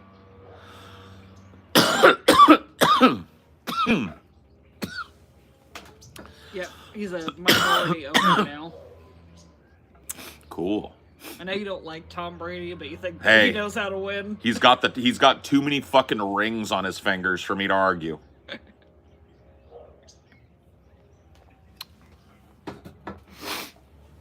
That's cool. Maybe we'll get some fucking fresh money in there. We'll get some good fucking draft picks. We'll get a good fucking coach, develop a good team. What do you think about Trump's immunity? I've been talking about it forever, bro. This election, there was more at stake for him than just a nice, cushy 4 years as president. The DOJ, before he's even fucking taken the oath, has just dropped their whole investigation and prosecution of him. They dropped all the charges against him. Basically, he's still on the hook civilly, I think, in a couple of fucking judgments. But everything else is basically like, the DOJ will not prosecute a president. It's just a long-standing tradition. Because I think with the president-elect, they start giving them some stuff before they're inaugurated, like to catch them up on foreign affairs and shit. Yeah. They start getting security briefings and shit, I think. I don't know. I honestly don't know. Fucking goddamn lawnmower already.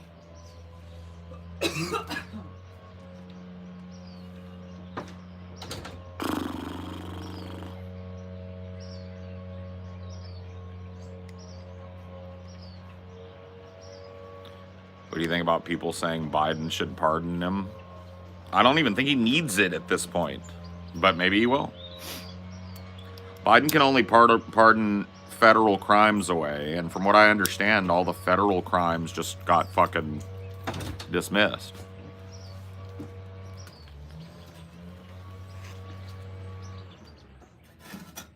I'm sure the state crimes will too. I would imagine so, yeah.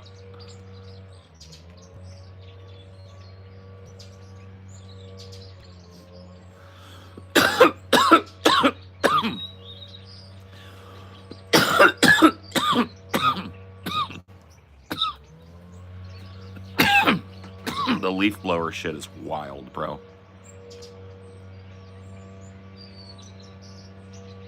Makes me want to go on a vigilante rampage. It really does. Sabotaging fucking leaf blowers left and right. Still in California? No. I'm in Oahu.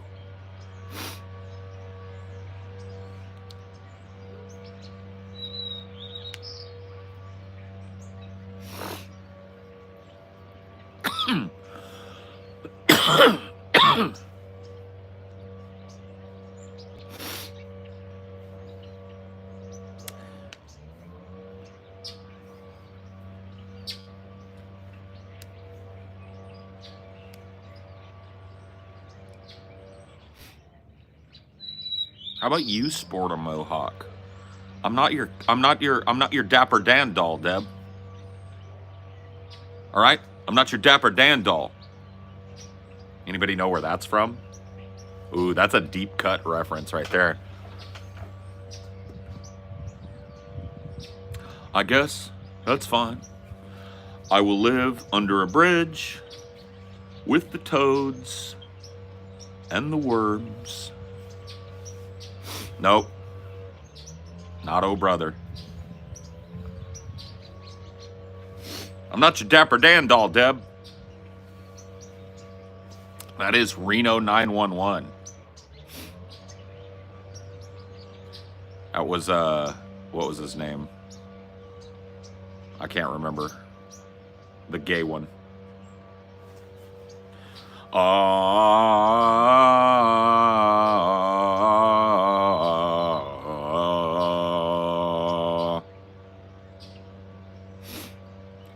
No, not Nick Swardson. It was Lieutenant Dangle, yeah.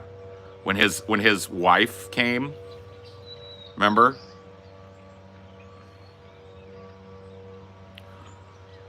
Said she wanted a divorce and nobody knew he was married.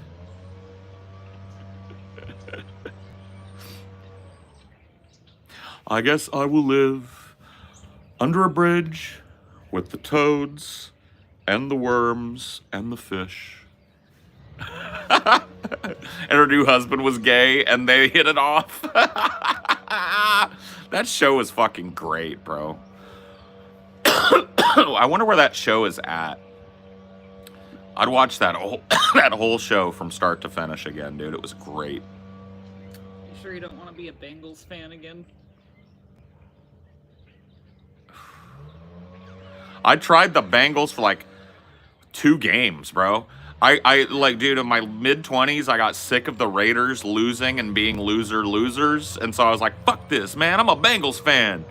And so I was like, I watched 1 game as a Bengals fan, and it felt so dirty and cheap that I immediately vomited in the toilet and renounced all other teams and went back to being a Raiders fan. So now I just don't give a fuck. You know, did they hurt anybody?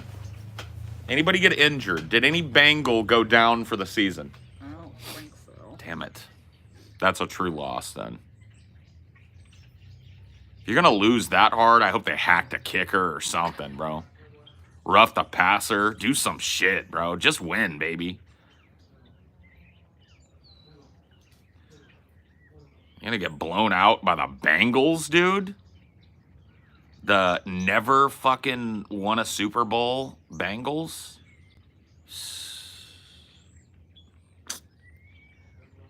Damn, dude. I just hope the Raiders don't drop one to the Browns. Paul, I'm sorry to bring up Vosh. Then don't. It's telling viewers to remain underground because it will be too dangerous for activists.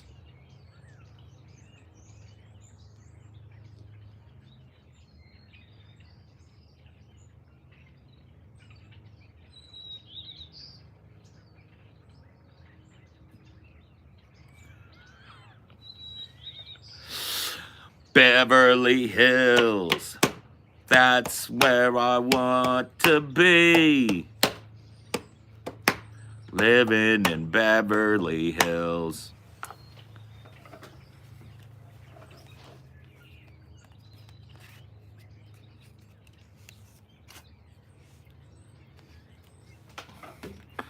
Seems to LARP as a socialist. He only turns on the socialism talk when it's not an electoral year. When it's electoral season, when that's ramping up, it's all liberal, baby. All liberalism. Dude, he called fucking the DSA a college communist club or some shit. The dude is just spiteful, bitter, fucking liberal who likes the aesthetics of revolutionary Marxism, so he drapes that over his shoulders whenever it suits him. But underneath that flag of Marxism is a $700 designer alpaca sweater that he bought from some Japanese company. Pretentious octagon glasses. $200 belt buckles. This fucking guy is just lost. Just a bougie limousine liberal who likes to talk Marx when he loses. And when he thinks he's winning, it's nothing but lib shit that comes out of his hole. Predictable.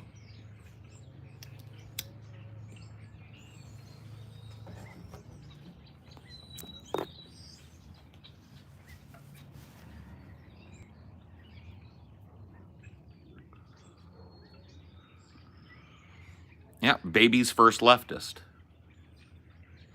Yeah, fight the power, but really just do what our parents did. But when we're not actively doing that, fight the power! Gender queer revolution win! Femboy revolution win! Furry revolution win! Abolish gender! Abolish the cops! Abolish the Democratic Party! Oh wait, it's an electoral cycle? Do what my mom and dad did. Vote Democrat. Vote Democrat no matter what they do. Okay, electoral season's over. Fight the power, dudes! It's like... I remember my first beer.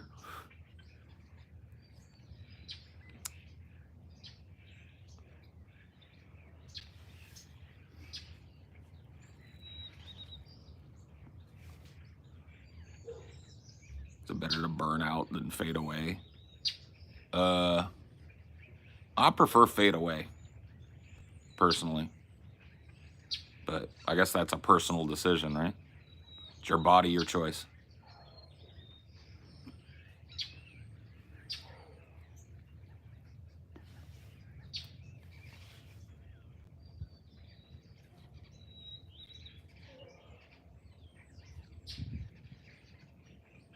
Heretic? I think I saw like a preview for that or something. I'll check it out if you say it's good. I heard there could be white holes out in space, but they're much rarer than black holes.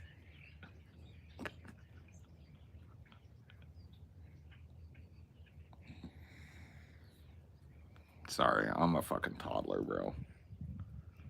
I've got it. I literally stopped, dude. It's just like, can we not call them holes? Can we just move that word? We call them something else. Can we call them space-time anomalies or some fucking thing? Can we not just, can we stop with the hole? Can we? I just don't,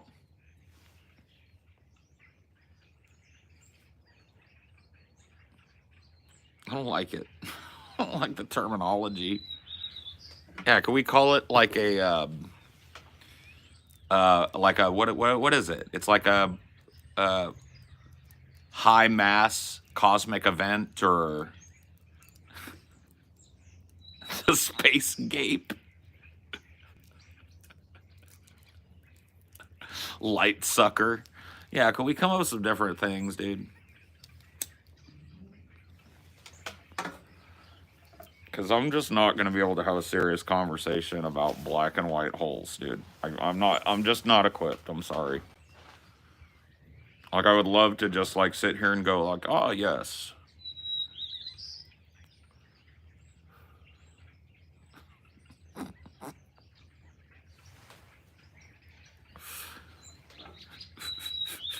Never mind. You know what? Just never mind what I was saying.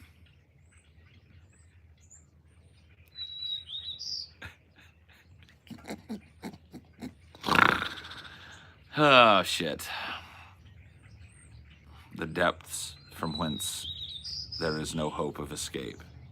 That's a little long. I will give it black hole this. It's easy. White hole, black hole. So we need to come up with something. No, dude, not space gash. No. No, you guys are going the wrong direction with this.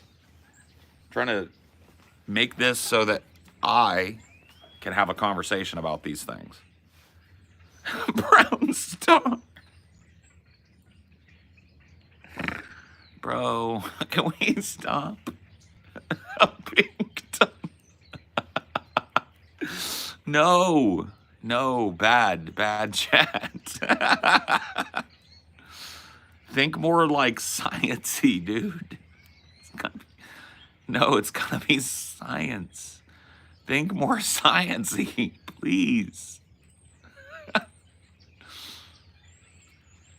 I heard there are huge black twisters in the middle of every galaxy. Yeah, supermassive twisters, yes. Brown balloon knot. No. You guys, it's getting worse. You guys are getting worse at this.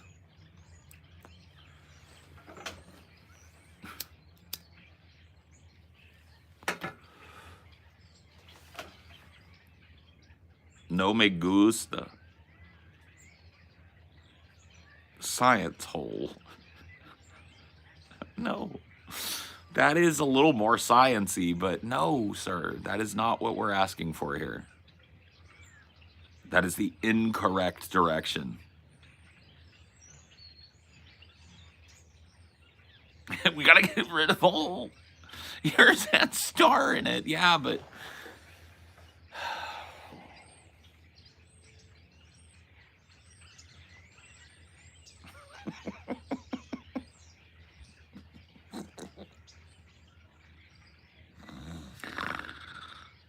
Oh my god, dude. It's fun. I gotta tell you guys, it really is fun having a sense of humor where you have access to that same shit that was funny when you were a kid. But it really does... It really does stunt you in a certain way. You know what I mean? Because I can't...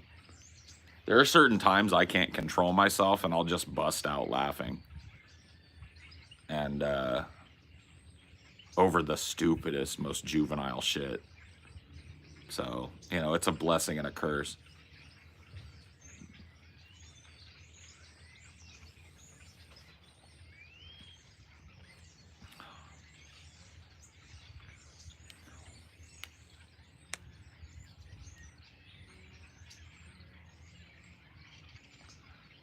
Wouldn't it be like a gravitational confluence? I'd like to get all up in her gravitational confluence, if you know what I mean. Shit, that one doesn't work either. Fuck it. I think maybe black hole is the best we can do.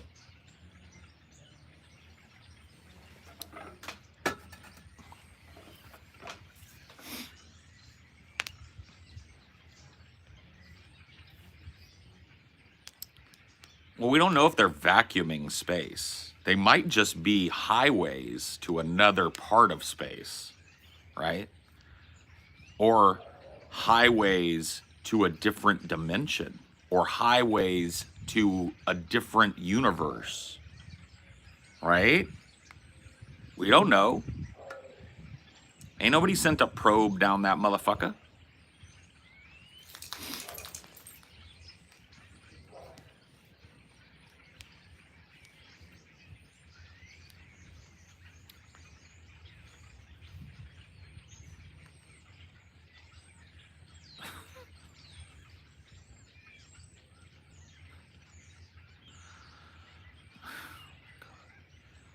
I just thought, see, dude, this is what I'm talking about, having a fucking juvenile brain.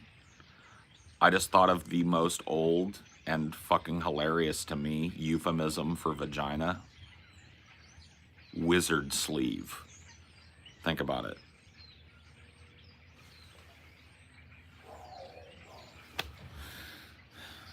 I heard that probably when I was like fucking 10. And it just came screaming out of my fucking brain. Yes, yes. I know all these other ones. Wizard sleeve, though.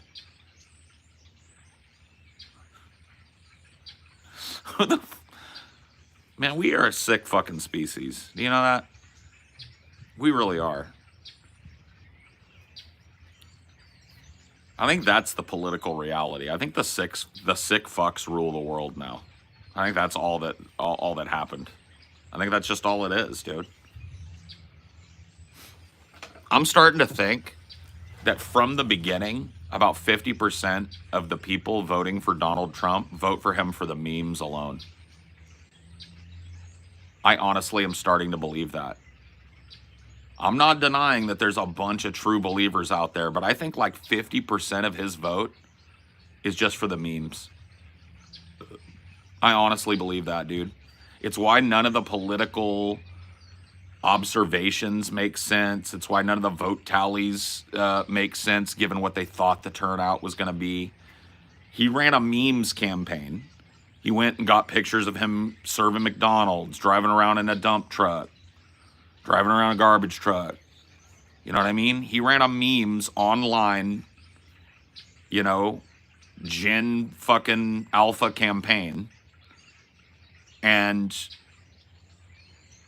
the fucking Democrats ran a 1990s campaign. They had rappers, boring ass political rallies. You know what I mean? It was a vibes election. And I believe, honestly, about 50% of the people that voted for Trump, it's just the memes, man. They just did it for the meme. And they're probably fucking, like, eating good right now, the meme lords that did that. Trump put the fries in the bag. He did. He did it well. And people, like, the libs made fun of him for doing that. And it's literally just like an old populist move right out of their playbook from like 30 fucking years ago. And everybody like pointed and laughed. Dude, he blew this election out.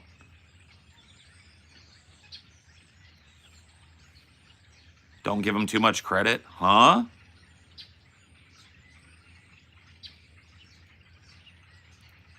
They did it all for the nussy.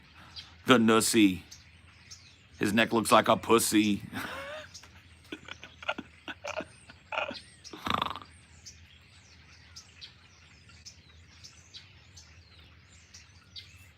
And stick it up your nut. Stick it up your nut.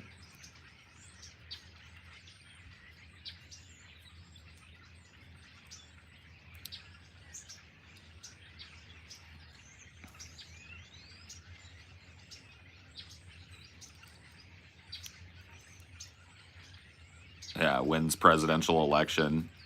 Don't give him too much credit. It's like, huh?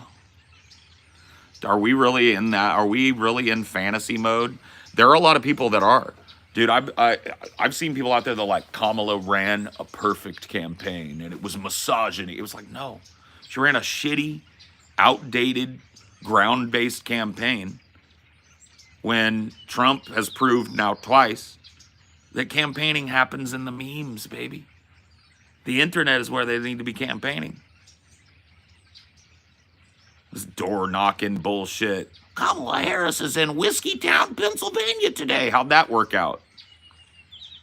Kamala Harris had 8,000 people in Whiskeytown, Pennsylvania. Yeah, Trump served fries for a couple hours. Got some photo ops.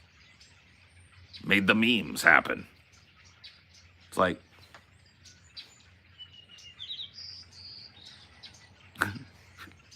are we confused about this? The Harris campaign was paying like hundreds of thousands of dollars to dumbass rappers that nobody really like anyway, right? Megan Thee Stallion, Glorilla. Like these people, they're not out there moving and shaking. Well, they're shaking.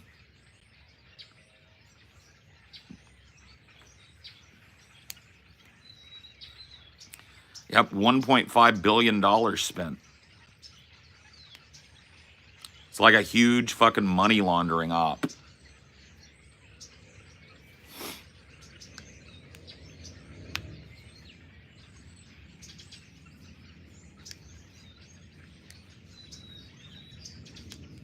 Yep, at or below a 6th grade level. 60%. And rising.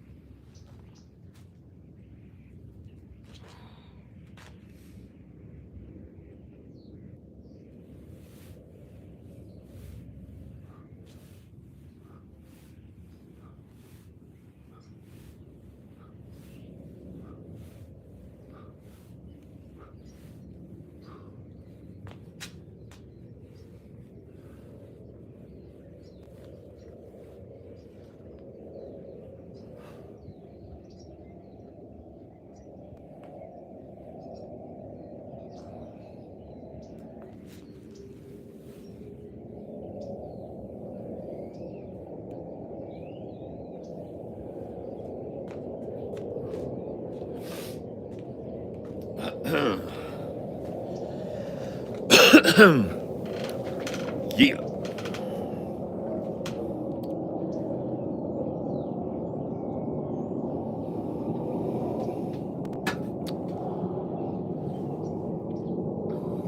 I know. Spanking little Johnny behind the eaves. Dude, what? Yeah. No. Bad.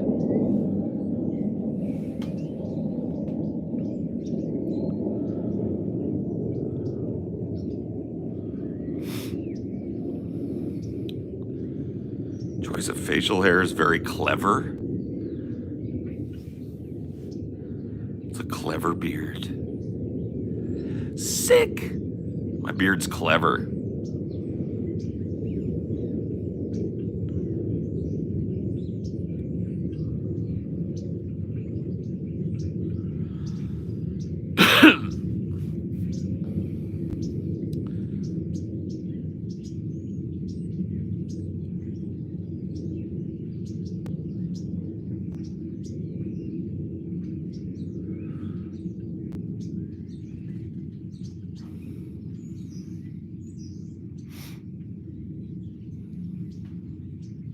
Dude, I've had the pot of gold. You guys don't know that? I found the pot of gold at the end of the fucking rainbow a long time ago, laddie. I've had it in me possession for quite some time now. And I've used its power and influence to spread my will far and wide to the ends of the earth. Oh, why would I tell you, laddie? Why would I want you to know me secret?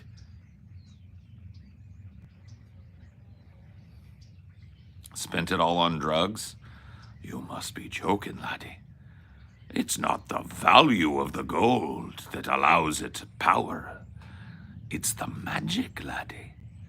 But you'd have to do something that you're incapable of, young boyo. So don't even try to replicate what I've done. For you would have to kill a leprechaun. And this is not something that your average little wee bastard is capable of doing.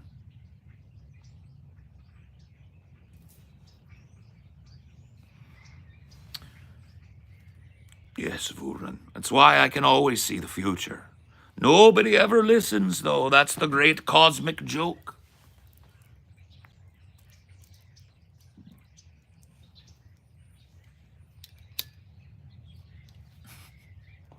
Oh, let me get me shillelagh.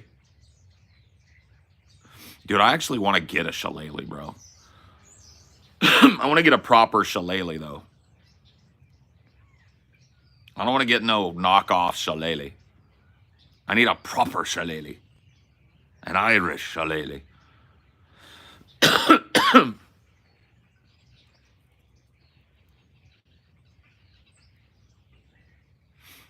What do you think of car culture, and can you fix your car yourself? My car? Fuck no.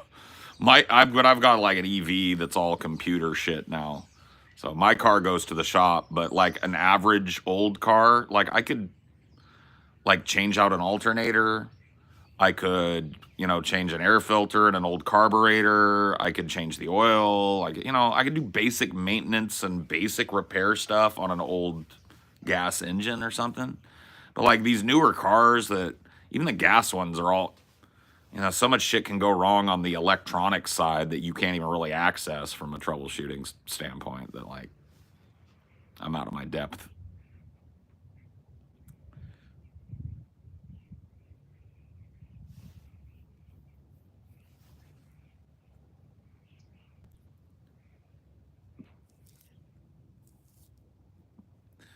Yeah, I can change a tire in my sleep. I can change the oil in a car in my sleep. I could probably, like, depending on a decently old car, an 80s or 90s car, I could swap out a carb or fucking alternator, drop a new battery in it, change the wiper blades, get up underneath it and shore up a rattling muffler. You know what I mean? Like, my dad was a mechanic, and it's not like I didn't pick up anything. It's just I don't have a talent for it. I can get it done, but I don't take any pleasure from it. It's not fun for me, and I don't have like any particular talent for it. And so, blah,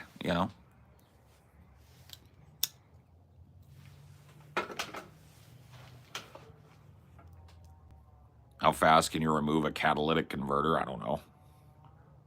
Depends on the car and the location of it, right? You have to be an MIT graduate to change oil these days. I don't know if that's fucking true. Isn't it just that, well, I mean, like, a lot of cars don't even need that. It's like lubrication now, probably, I would imagine. Can you siphon gas with a tube in your mouth? Yes. I know how to create a siphon.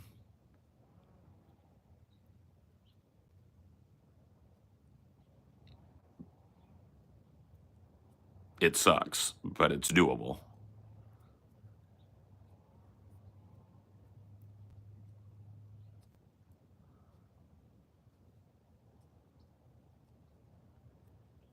My double chin is gonna fall. Why don't you come over here and pick it up? I got something else saggy that you can grab on too while you're over here. And if you're not up for it, send your mom and your sister. I'll give them one nut each. I got something else that's drooping and dragging that just begs your attention. My dad always says, I'll learn how to do it myself to save money, and showed me what he knows. Yeah, just basic shit. And it's really like basic shit on an old car. Our mom said same about last night. Bro, They never should have given you guys fucking cell phones, bro. Get your ass back on the rickshaw and get out of here.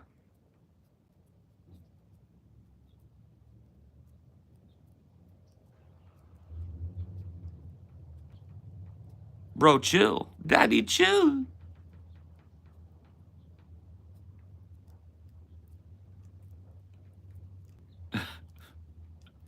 Let's not get too crazy, but come on, bro.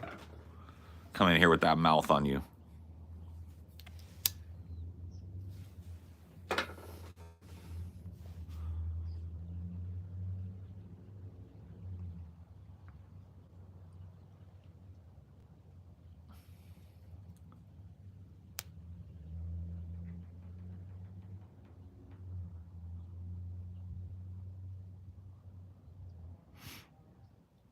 Oh, yeah, dude. I want to see Nosferatu when it comes out for sure. The Eggers Nosferatu. Yes, yes, yes. Probably won't be there on Christmas, but I'm definitely going to go catch that one with Amelia because it looks too fucking good.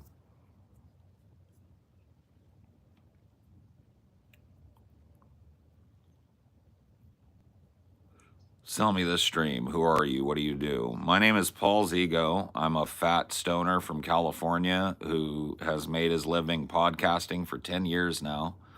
I sit out on the back porch here, you can see, and I smoke weed, and I talk about whatever the chat wants to talk about. And I try and keep the vibe reasonably mellow, although sometimes we get a little wild. But otherwise, it's mostly just kind of like sitting and socializing. So there you go.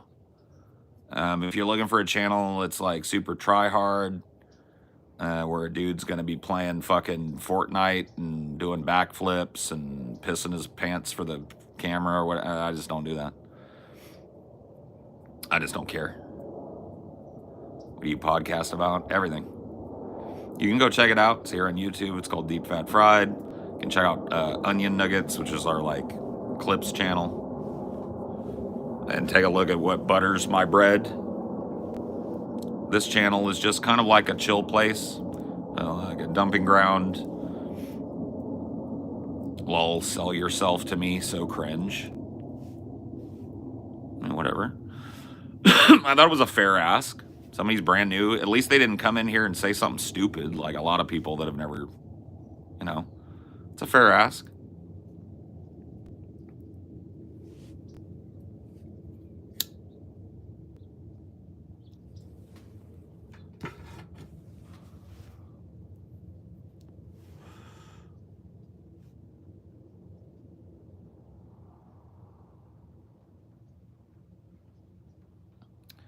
Can I rate my debate with Omar? I don't remember it, bro.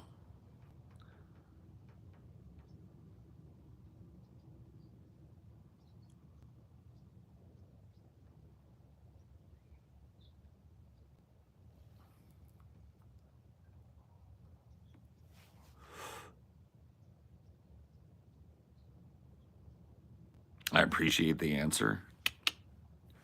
How many do I smoke in a day? Depends, bro.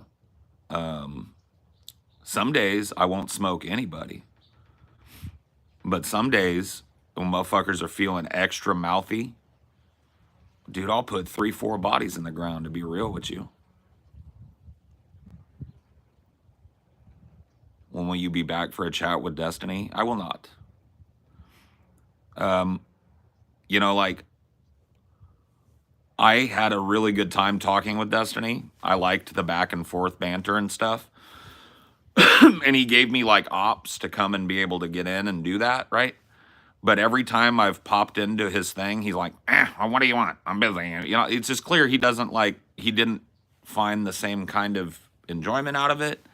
And I'm just not going to like insinuate myself. Now, if he contacts me and says, hey, come on here, I want to fucking talk to you again, I'll do it. But like, you know what I mean?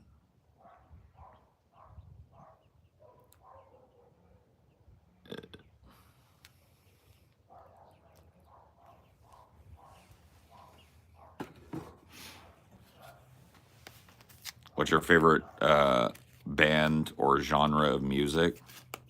Favorite band? Excuse me, I'm so sorry for that. No, I'm not. My favorite band is probably like Ween, I would say.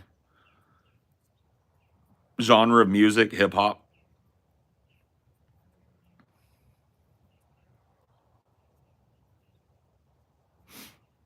Well, like that was, I told people that from the very fucking jump. Because there were like people that like immediately when I started talking to Destiny, they were like, kill this fucking clout shark. And it's just like, I understand that there's probably a lot of people that are like that, but I wasn't there for Destiny's audience. I was legitimately talking to Destiny because I've watched the dude for over a decade. And I think he's an interesting dude. Don't agree with him politically, don't agree with him geopolitically, clearly. Thought it was a really interesting talk, couple of talks that we ended up having, right? I think illustrative of two different ways of viewing the world philosophically and politically, right? Cool.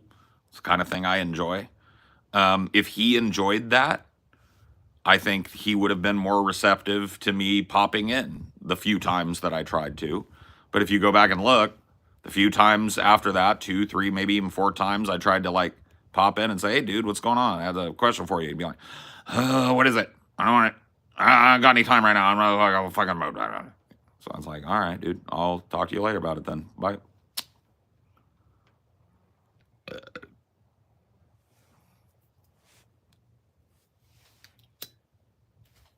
Oh, caught it.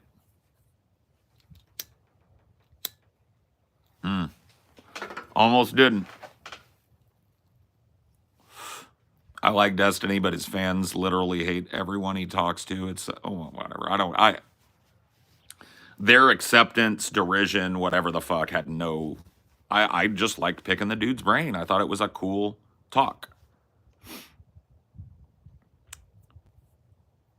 Well, Destiny's definitely more relatable than Hassan is to me. Like, I like having watched Destiny for a long time. I know he used to be a blue collar guy, worked really regular jobs, and was hustling and grinding. And streaming was just kind of like a side gig, kind of hobby thing that he did. And Hassan kind of like came from money, right?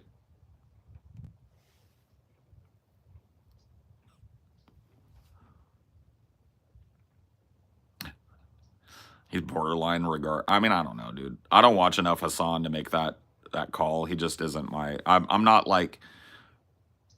I can't. I'm not a fucking 15 to 21-year-old dude, bro. So I just really can't stand the way he presents. Paul, if someone insults your looks or life, are they losing the debate badly? No. Depends on the debate. If the debate is who's uglier, right? There's one example. No, I mean, I just think there are a lot of people that are trying to do what I call it is like a self-confidence check, right? I think there's probably like this desire in some people to come in, say something mean about somebody's appearance, weight, height, the way they dress, beard, whatever the fuck, right? Say something mean about that, and then that person's going to go to pieces over it. Right. And so I call it like, it's a pretty low form of trolling, the self-confidence check. You know what I mean? And I used to, like, honestly, prior to my internet days, like back in my teens and 20s, I would have been pretty fucking, at least way more touchy about that than I would be now, right? Like, just, you look stupid, your fucking beard is lame, your this is that, your glasses are gay, whatever I don't give a shit, right? So yeah, I put it pretty low on the troll scale.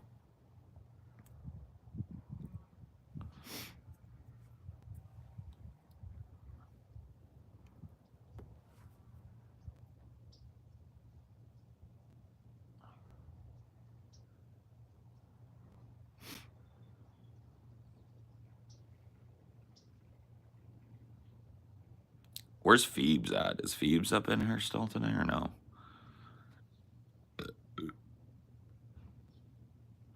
I ain't seen Phoebes. I thought I saw her earlier, but maybe she's working. Probably working, I would imagine.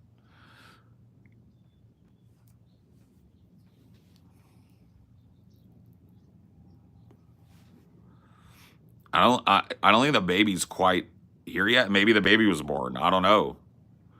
Like, if so, holy shit.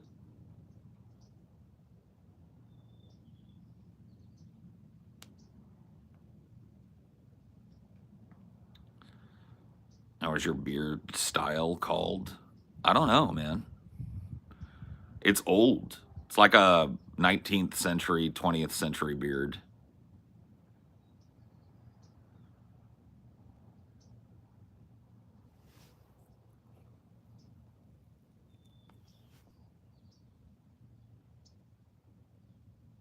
The Admiral. Brr, brr, brr, brr. Like, I don't know what the the mustache mutton, like huge mutton chops thing. Like Ambrose, yeah, the Ambrose. It's Ambrose Burnside. You can look him up. Go type in Ambrose Burnside. He's the reason why Sideburns are called Sideburns.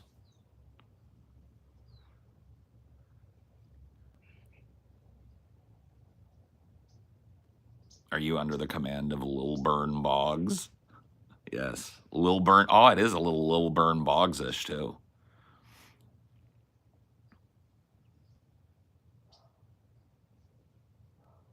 Elon Musk liked one of my things. Oh, my God. Your life is complete.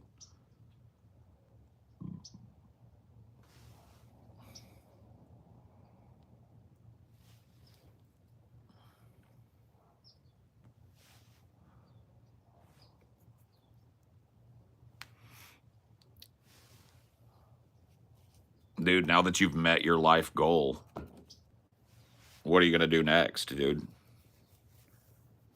What's next for the phenom that got himself retweeted or liked by the bot that Elon turns on to like things on X while he's fucking strippers or doing whatever autistic shit he does?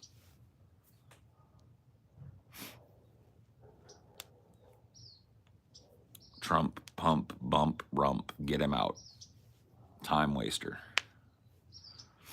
Yep. I'm a book enjoyer. I've long said that like my favorite book is the first real book that fucking like scared me and moved me.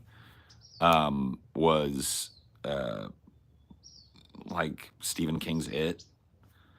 But as far as like a favorite book of all time, Hatchet. I read both of those books around the 4th grade or something, 3rd grade ish, and yeah, really just I love Hatchet, man. I try and read it once a year. It's a quick read. Moby Dick is a pretty good book.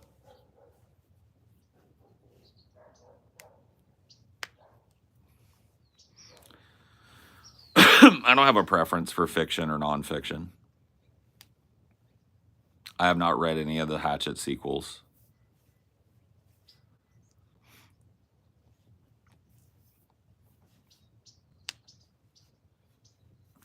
Yeah, I think Hatchet was on the 4th grade curriculum. In the 5th grade, we read Where the Red Fern Grows, which is like the saddest fucking book ever.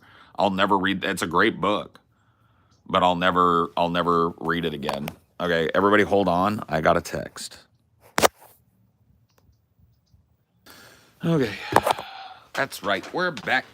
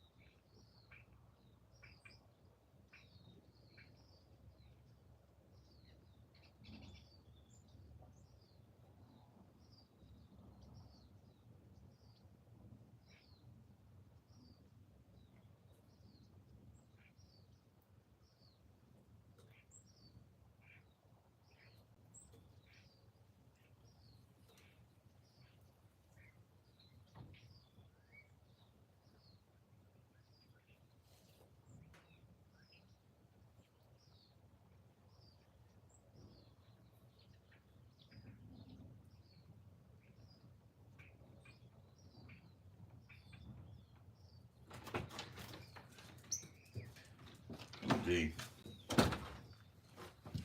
All right. I've got a weird observation. This may be TMI for some people, but those people can get over it. Listen.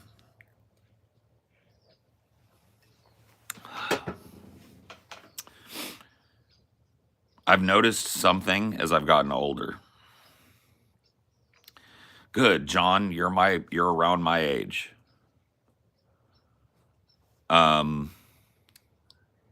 As I've gotten older, it's like before peeing was pleasurable, but kind of like a neutral play. It was just like, ah. Dude, peeing now is like, ugh.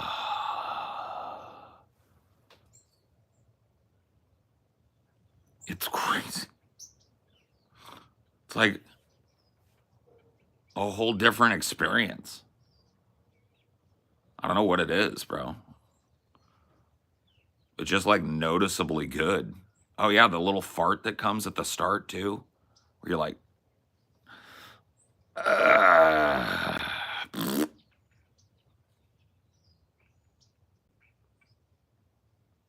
yeah, the shiver. You ever get the shiver?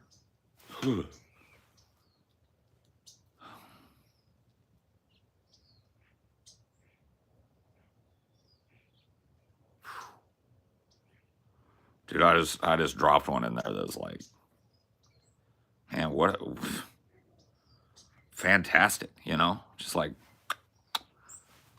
9 out of 10 piss.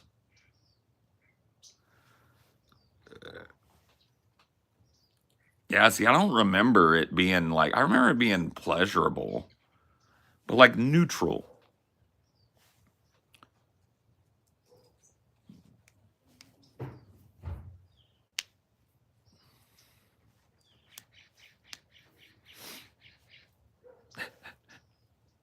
P gang.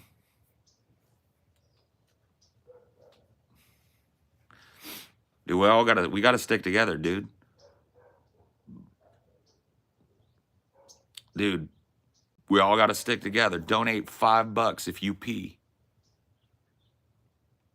Let's show people out there that we're not alone, man. Drop $5 if you pee. I'm kidding. I think everybody kind of pees, right?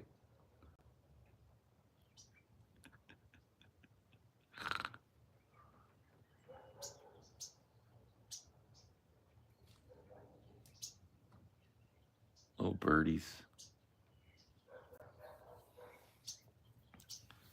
Piss gang, rise up. You guys are fucking wild, dude. Oh shit. See, he pees. I was kidding. Please don't feel the need to donate $5 if you pee. Dude, I don't want to be an asshole, but why did you do that to your beard? And why leave the little bit of hair under your lip? Why are you critiquing me like I'm a Ken doll or something? What do you care? Do you have to look at it in the morning? Are you chained up here? It's like...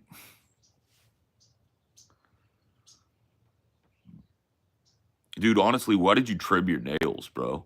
Could you give me a fucking... Shut up. I decided to try a different style when I had my ablutions yesterday. Why is that of public concern to you, sir? Yeah. He wants to kiss me.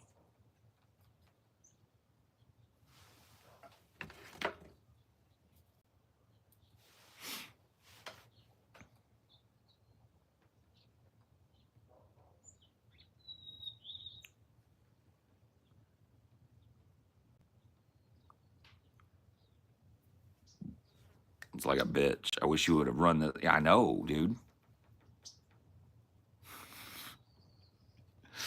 It's like, why are you all pulling on my my drawers like a broad?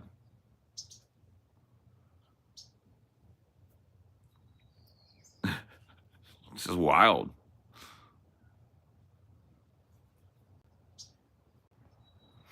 Yeah, dude. Let's have a dress-up ball like a Ken doll. Why did you shave your beard? I fucking wanted to.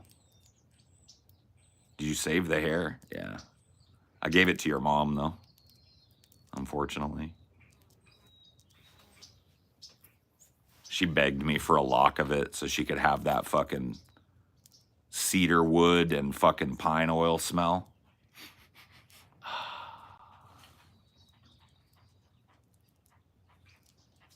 That's not all I gave her. Well, that's not all I left her, you know. I don't really give her anything.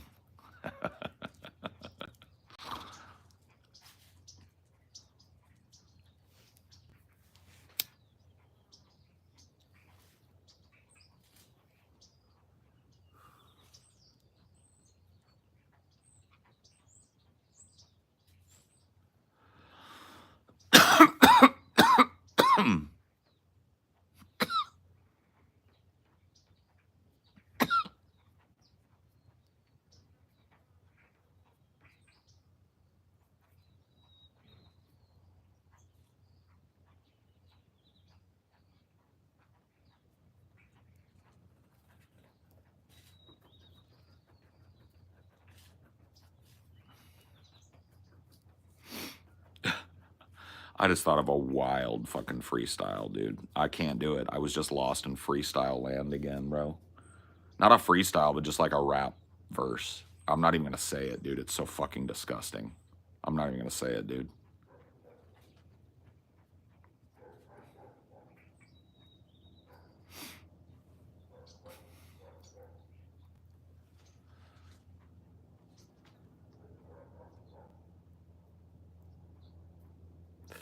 Yeah, they might come out with Billy, though, because you really can't get canceled on a Bill Fridge joint.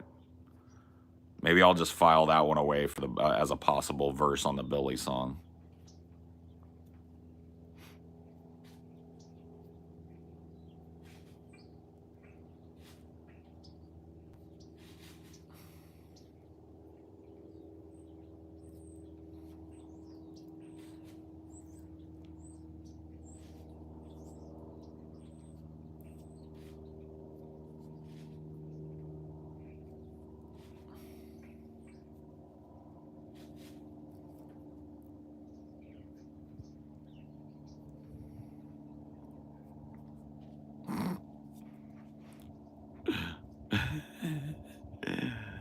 Oh.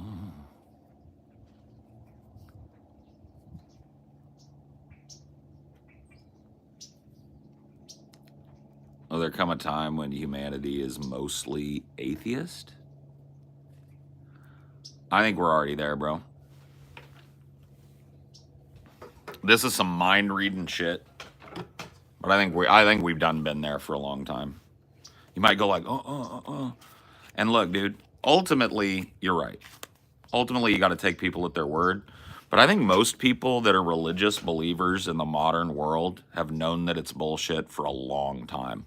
They keep it up for the tradition, and they keep it up for the ability to look down their nose at others.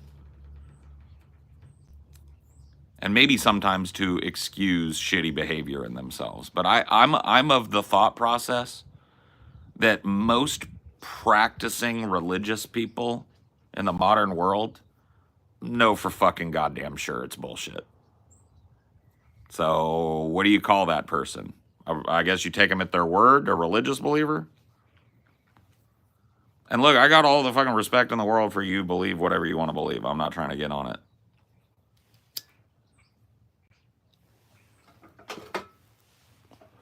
But it's just like, I know that the other end of that coin exists. I know that there are genuine, true believers out there. I'm not saying there aren't.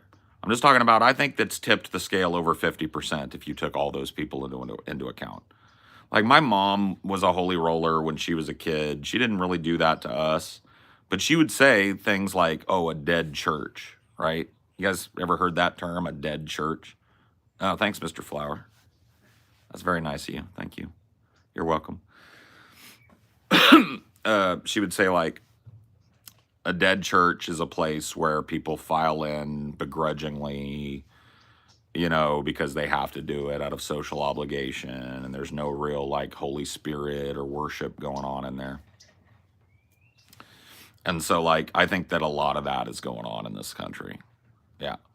Like these big rock concert things where it's like every Sunday you're not going to church, you're going to a rock epic show with 3 million other people. It's like,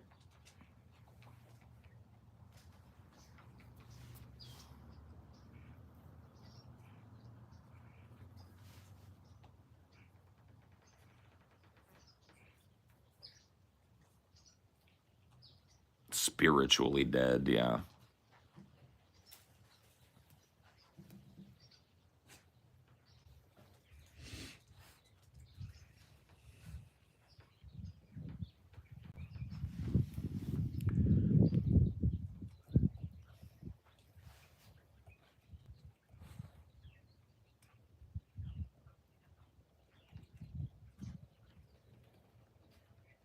Slack theism. Whatever. I don't want to do any more fucking Reddit atheism talk, though, because I really don't care. That's just how I feel about it. I feel like there's a lot of people just kind of going through the motions of religion, and if you hook them up to a truth serum or some shit, they're going to tell you, like, yeah, it's, I'm pretty sure it's bullshit, but I pretend it isn't because it gives me comfort or because my parents did it. I don't know any other way or whatever. You know what I mean? So I think it's well over 50% of humanity doesn't really believe in the religion that they're professing to be a part of. Or they're openly professing atheists, right?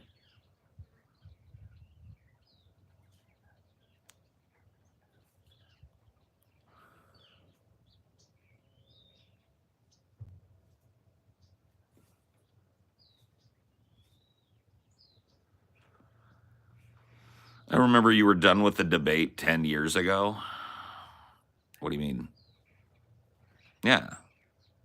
I mean, there's nothing else to be said. And honestly, like, I don't know. I see worse problems for humanity now. So I don't see any point in rehashing it. I feel the same way about electoralism, you know. I'll point and laugh. Talk about it from a broad perspective or whatever. Talk about it sociologically or psychologically, but it's like trying to convince people to do this, that, or the other thing, or to use their political capital, squandered though it may be in the modern era, during the time when it's useful. Like, you don't start shitting on the Democrats after they lose. That's pointless, right? Bernie Sanders coming out with this hot fire about the Democrats that 2 days after they just dropped the most hilarious. It's like that voice was needed before to help win people's opinions that group of people, the DNC, the Harris campaign, needed to move in a direction that was more appealing. And they didn't do it. Right? So now all these people that were simping for her last week want to come out and be like, well, fuck the Democrats. Like, shut up. We needed that energy like 6 months ago. Might have gotten a concession or two, and maybe she could have won, but no. Right? It's like, it's just a way of making yourself right when you were wrong. Like, I backed her. I went to battle with her for her on social media. Right? I took the fight to her.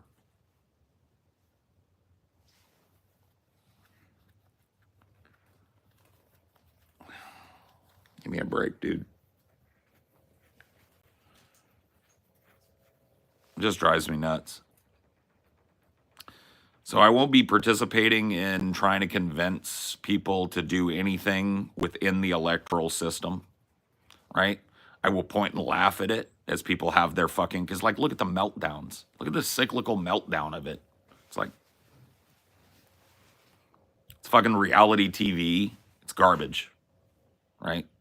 Bread and circuses. I'm done. I'll point and laugh. I'll talk about the philosophy of politics, if you want to do that.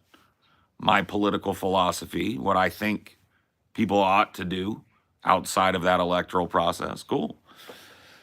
But this vote for her, rah, rah, rah, vote for the fascists to stop the fascists, my dude, my guy, that shit, it's over for me, bro.